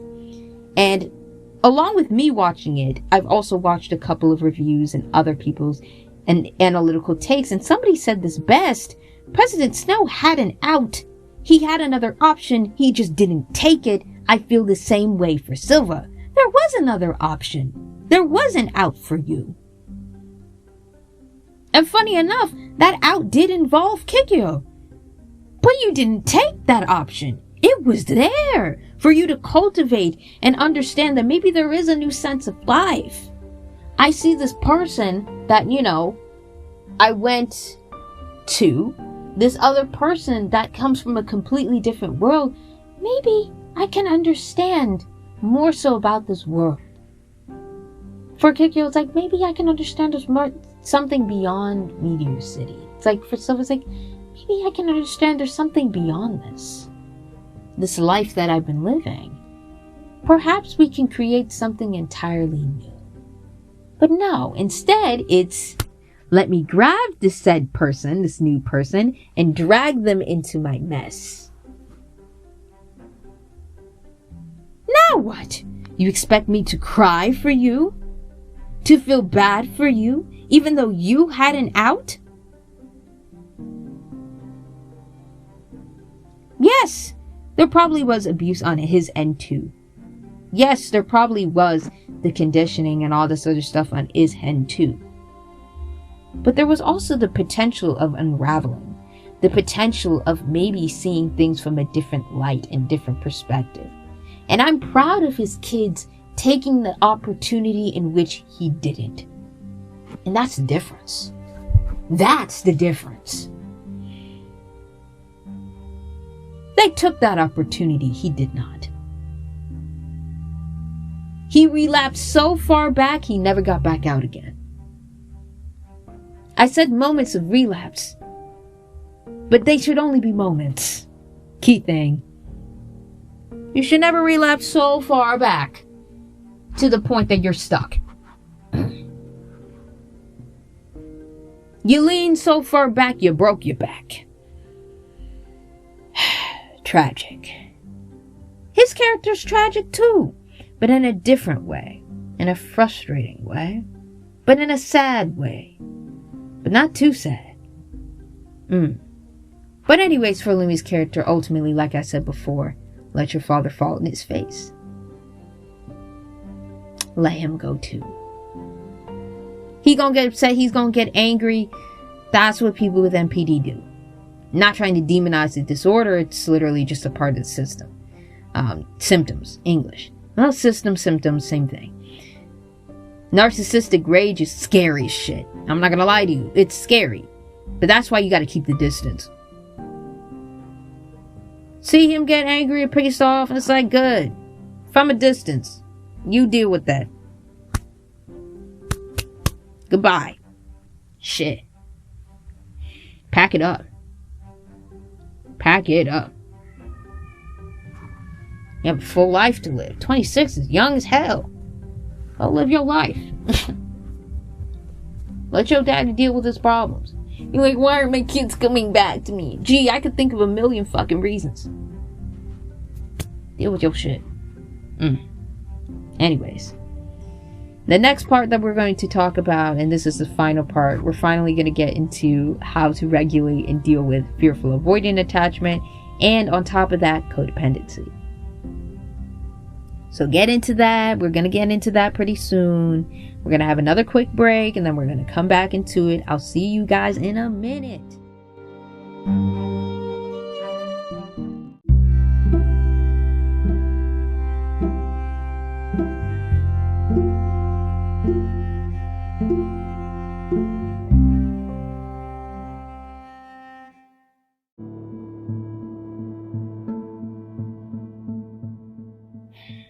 Hello everybody, welcome back again. This is the very last portion, and we're going to be talking about fearful avoidant, also known as disorganized attachment, with those high anxious tendencies, of course. So we'll be talking about both disorganized and anxious attachment, along with codependency, and how can Illumi specifically regulate said issues. Let's get into it. Let's talk about it. It's the last part, everybody. Strap in. So, for codependency and other attachment problems, these are the final issues that Illumi would need to address. And these issues relate the most to his control issues. So, you know, the whole, like, smothering love, high control tendencies, like, all of that stuff, it's mostly here. You're dealing with mainly attachment problems. That's where it's mainly coming from. Yeah? Let's get into it. Yeah, let's talk about it.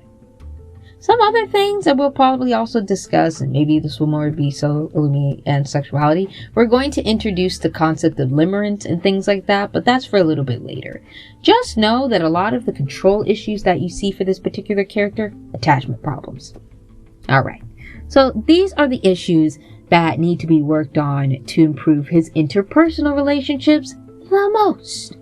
So to improve both issues, Illumi would need to take the following steps for his disorganized, otherwise known as fearful avoidant attachment.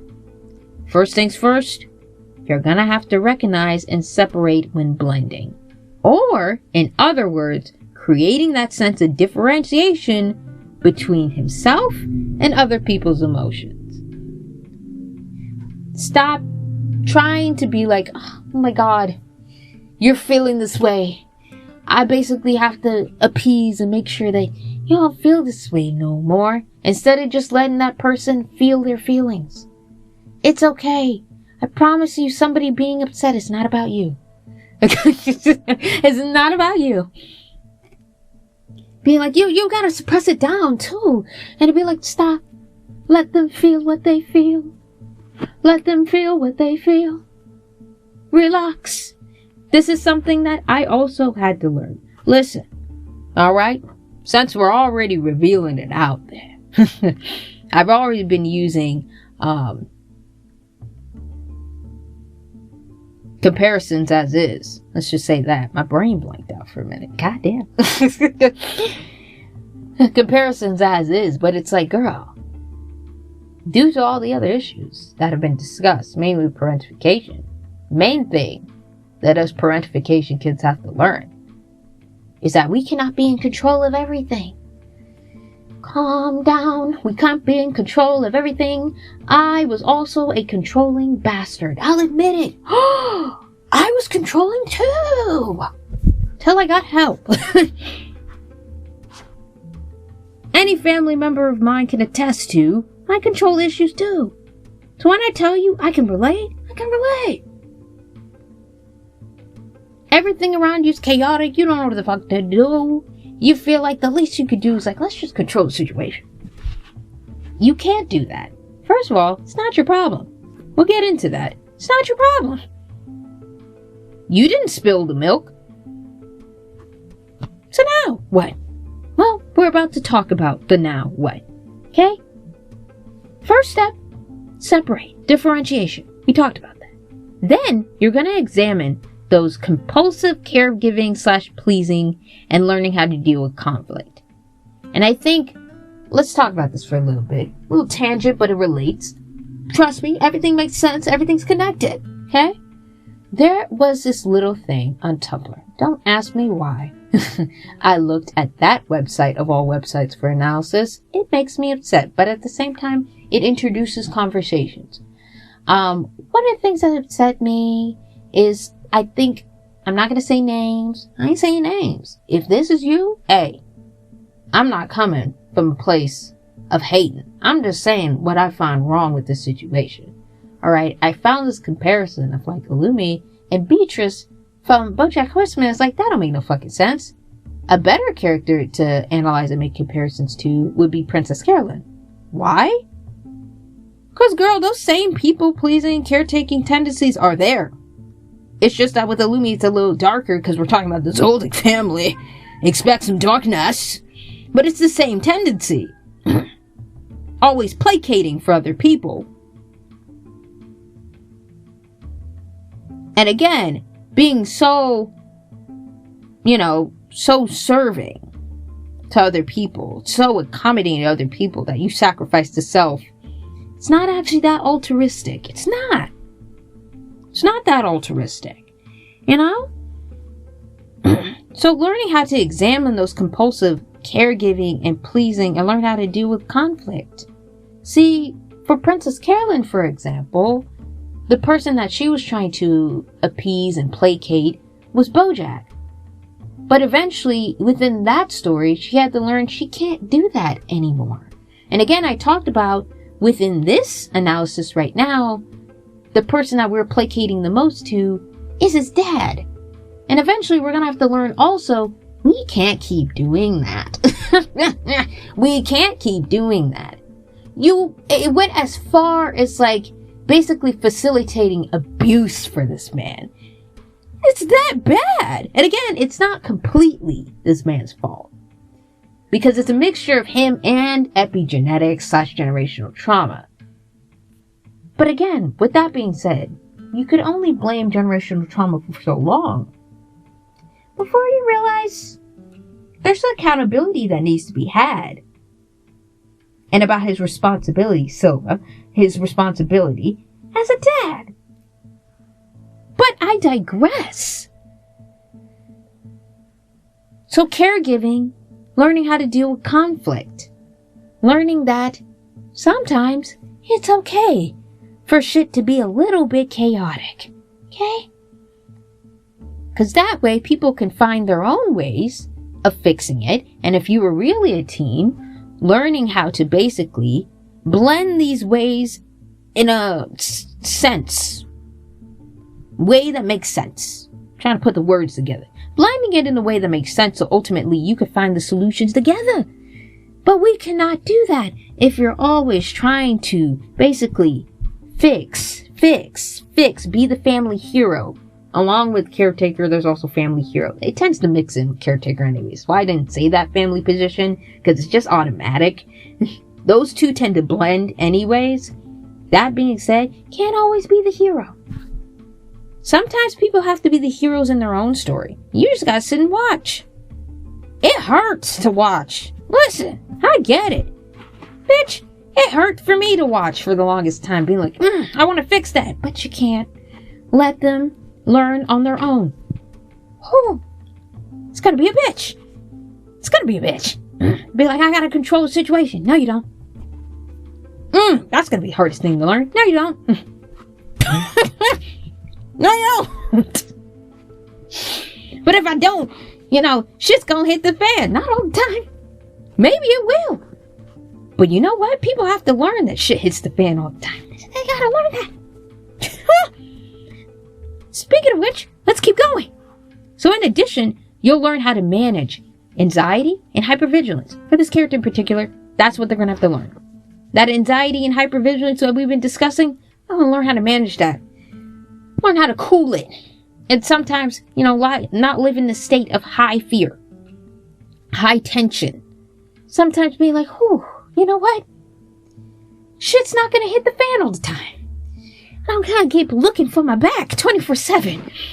Sometimes I can just live life. Live life, really. And recognize moments of shutdown. So again, that dissociative moment of shutdown, kind of recognize that and be like, ooh, I'm moving out of my body for a little bit. This is a bit of a moment for me. I'm gonna need to sit down for a minute, right? Just kind of learning how to basically, calm down. That's really it. Because, a lot of the times when we discuss this, especially for, my neurodivergent girlies or anyone that was socialized in this way, we like control. We like everything to be a certain way. But sometimes you have to learn in life is messy. Life is a circle. And life ain't always going to be organized. And sometimes you got to learn to relax. I still have those tendencies. There's going to be those moments where it's like, something bad could have happened. Sometimes you do need to come in. I'm not saying all the time just let life happen to the point that you're not regulating or making sure that everything's organized at all. Because again, having that moment of organization is necessary. You still need to be organized somewhat in your life. It just doesn't need to cause you absolute pain and stress. Yeah? Organization without the pain. That's what we're learning. So again, another thing to address is his additional anxious attachment tendencies. He would need to cultivate a sense of self-compassion and truly attuning to the needs. Because again, the main thing that we're learning right now for this character in particular is that always focus on other people. What about you, though? Let's sit. Have that moment of selfishness, if you will. I recently watched this video. It was really good. And they basically described, another way to describe codependency's egoism, right? With the story of Narcissus and Echo, right? An egoist kind of, again, being this person that basically always accommodates for other people to the point that they lose their sense of self. I'm going to put the video on my Twitter specifically. And then later down the line, Patreon too, once I get that up and running. But it's so good. It talks about this in more detail. But yeah, learning to basically just accommodate yourself. Attuning yourself. So focused on other people. What about you? Building that sense of interdependence. The other perspective is there. That hyper empathy. And again, the main thing that I want to say about the hyper empathy part, right, is that for a lot of people, myself included at first, before I really dove deep into this character, and this video is so good because it talked about this too, right? This sense of emotional suppression. A lot of people who have codependency tendencies also have a sense of emotional suppression, right?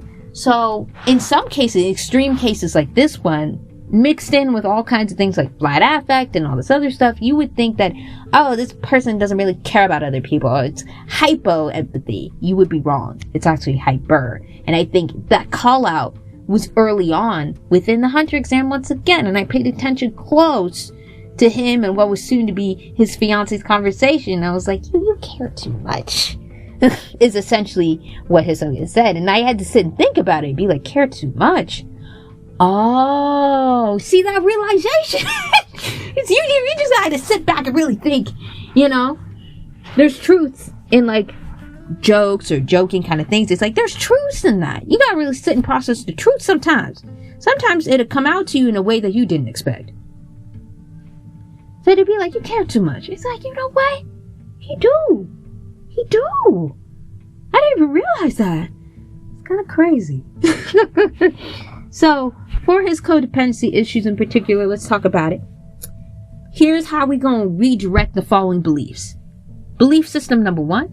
To love somebody is to save them from the consequences of their own actions, and how to redirect this belief is essentially to let people learn from their consequences. I think this particularly pertains to not just Silva, but also the interaction with Killua, right?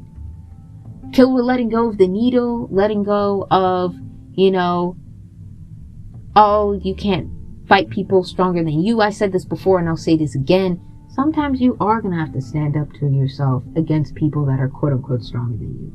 Now, you don't need to be knucking and bucking with everybody. Yes, have that sense of protection. You don't need to be knucking and bucking against everybody. But there will be that moment where you're going to have to stand up for yourself somehow.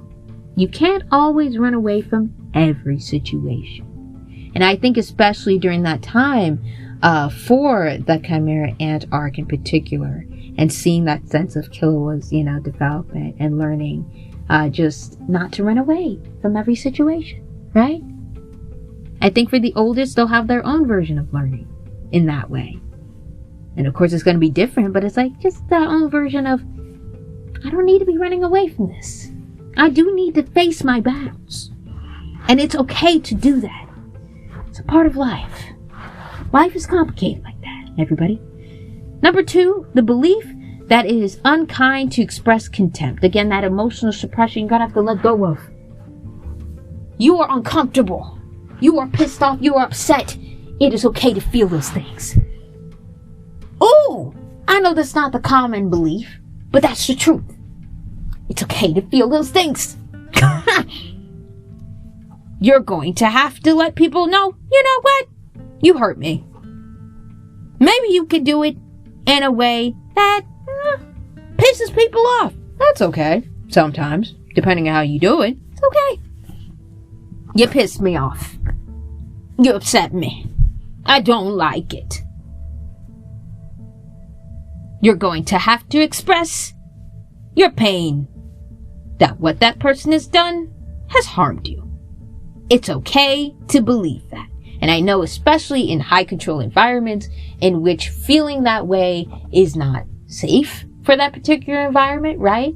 Because it's like, how dare you? You better be comfortable. It's like, no, how dare you? How dare you for expecting me to be okay with everything you do when half of the shit you do is a mess? Again, going back to the conversation about Silva. It's a mess, that man. Jesus Christ. I really do believe, before you have a family, my humble opinion, please go to therapy first. Or at least get your shit together in some other way. Traditional therapy may not be for everybody.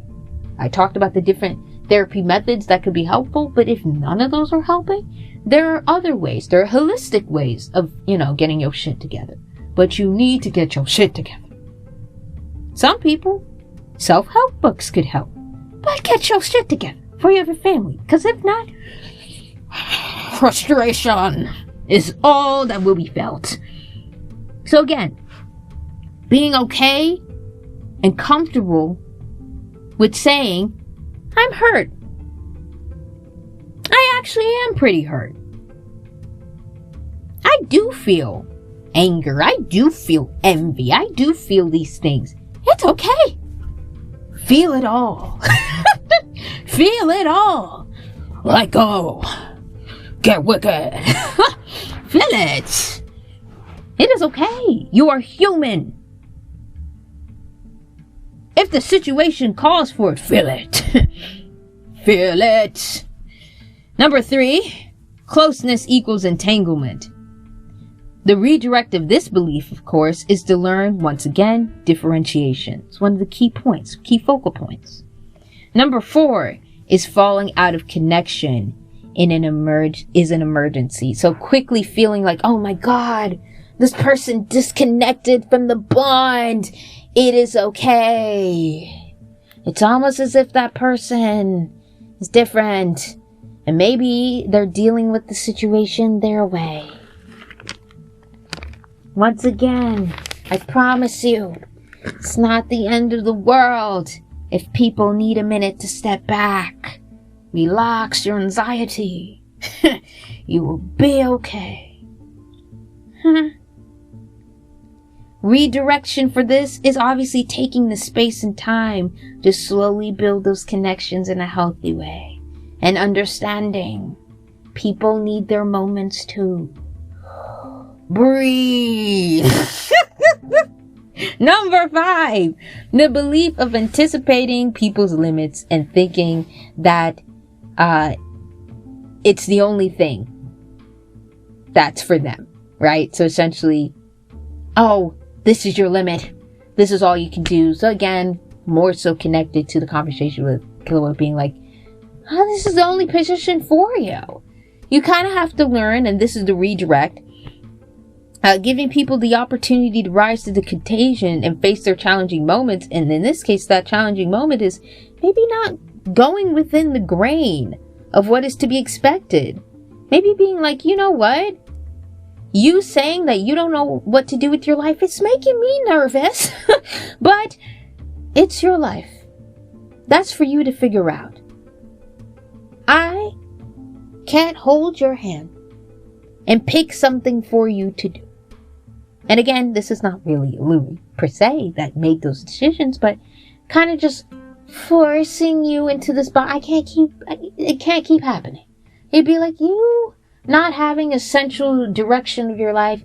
Even me as an older sibling, that would kind of make me a little uncomfy to hear my younger sibling doesn't know what to do with their life. But at the same time, it is their life. I cannot tell them what to do with their life.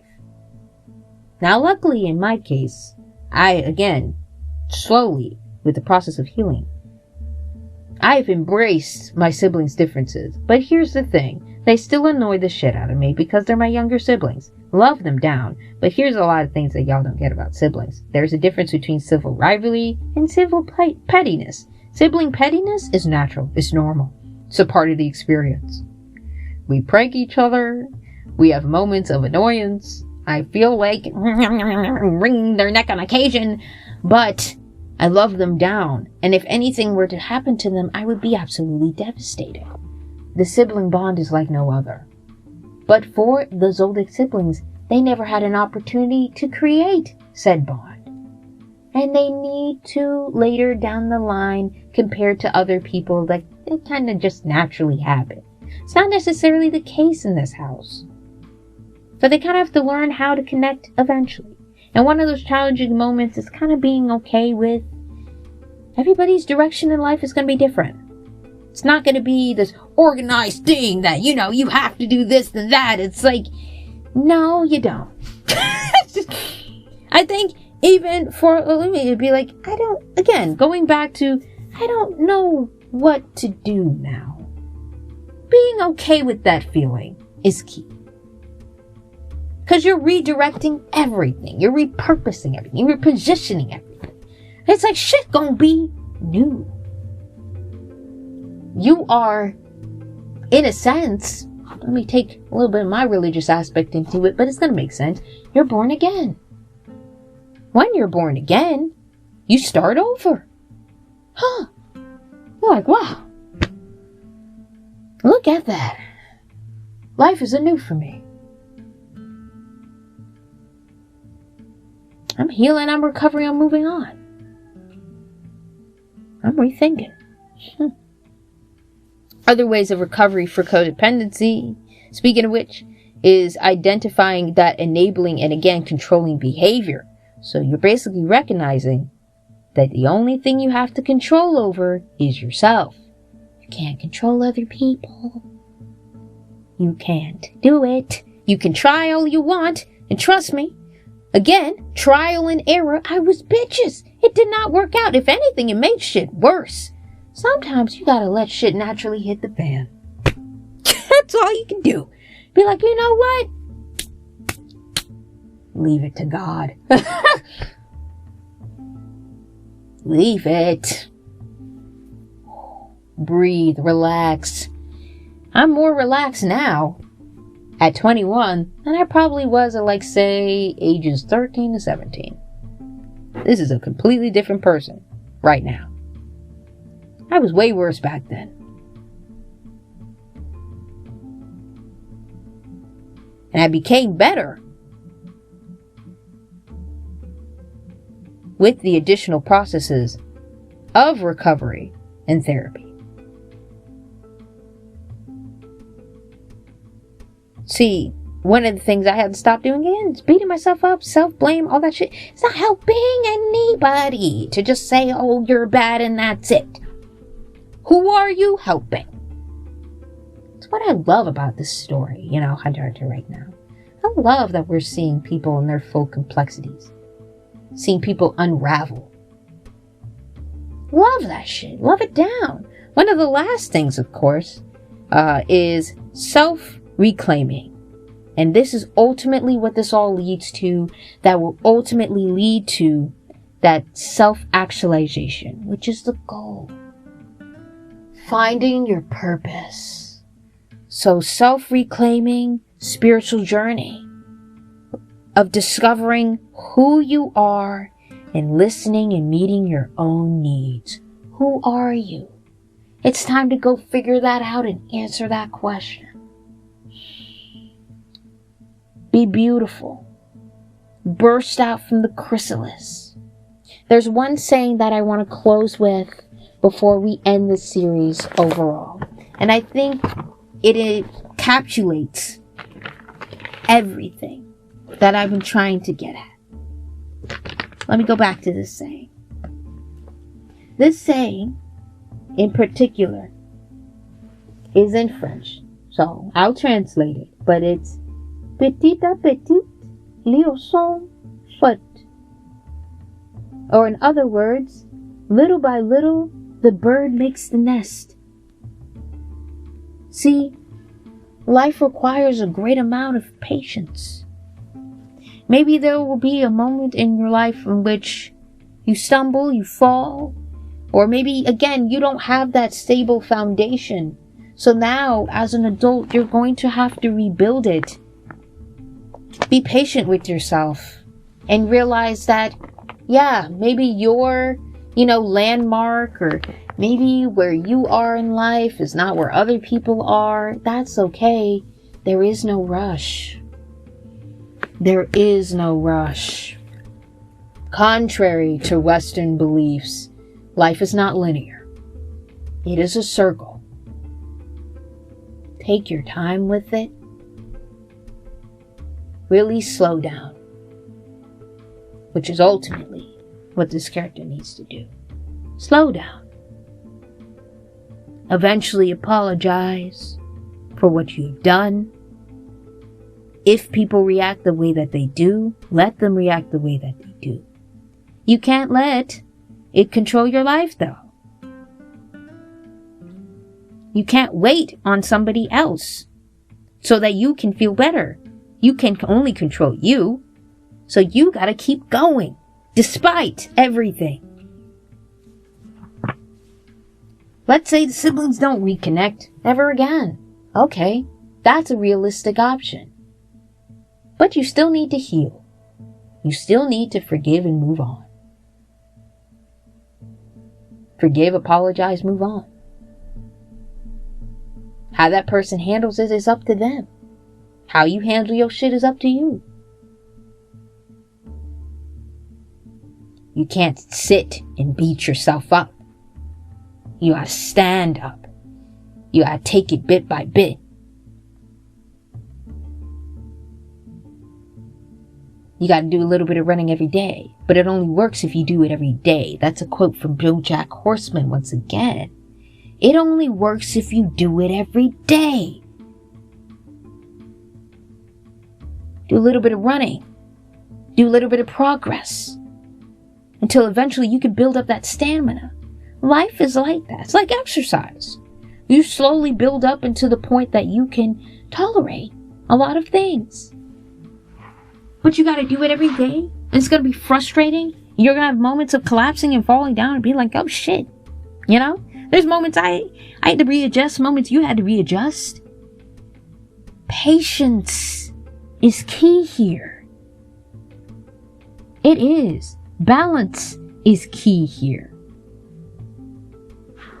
And another thing that we can talk about a little bit before we go is the Jungian theory, because we talked about archetypes, right? So in the sense of archetypes, with the archetypes that we have described for this character, what essentially needs to happen archetypally is that what we're seeing is the shadow, which is a part of you. Do not suppress the shadow. Recognize that the shadow is a part of you. It can't just encapsulate you. It can't be all of you. You have to balance out your shadow, which is a part of your inner self, with your outer self. Connect together all the elements of self until you become one, until you become full, until you reach your potential. It's a quote from this character's fiance. Well, not really, but in a sense, kind of, sort of, right? Kind of one of the philosophies. That man is wise. He's smart but stupid. Again, it's like, really with this stuff, it's like, you gotta sit back and think about some of his philosophy and be like, that nigga's wise sometimes. But because of the way he is, he's also kind of stupid.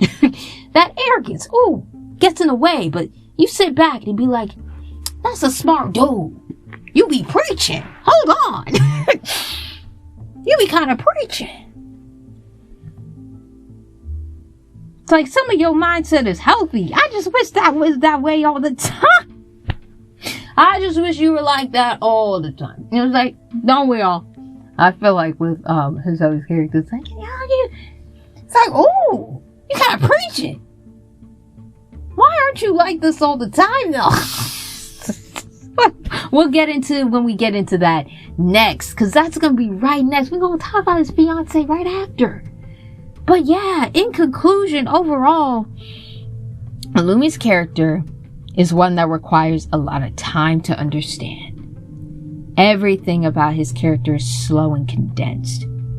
So if you're the type of person to be kind of impatient when it comes to character development, I'm gonna be real. This character might not be for you. That's okay. Certain actions are maladaptive. Ain't nobody saying the shit that he did was healthy or right. But the key thing is understanding the origin points to truly get a sense of his character. As the manga continues, we hope to see all the potential avenues and character developments that could occur. So, we're gonna keep watching, we're gonna keep looking, and we're gonna keep seeing, hopefully, great things for this character. I'm feeling a lot of greatness, a lot of potential. There is a lot of potential here. A lot. Sounding like his fiance for a minute, but it's true. Lots of people have potential. You just gonna have to sit, wait, and hopefully have them figure that out for them to blossom into their true selves. See how everything just connects back together? It's beautiful. It is. There's hope for us yet. Ooh. But that's it, everybody. Again, the next time we talk about it, it'll be a mini tea talk or a full tea talk with the two topics that I've talked about a little earlier, sexuality and parenthood. But other than that, hands off, we're done. That's a wrap. I will see y'all when we finally start to get into Hisoka's character analysis. Be prepared for that. Be prepared for that. Alright. Goodbye. Wow, I don't want to say goodbye. Damn, I don't. But yeah, final questions that I'm going to ask is, let me know what you guys think about this entire series. What was your favorite part? Just tell me all about that, and I will see you when we do those tea talks and when we finally get into Season 2, which is talking about Hisoka's character. Goodbye.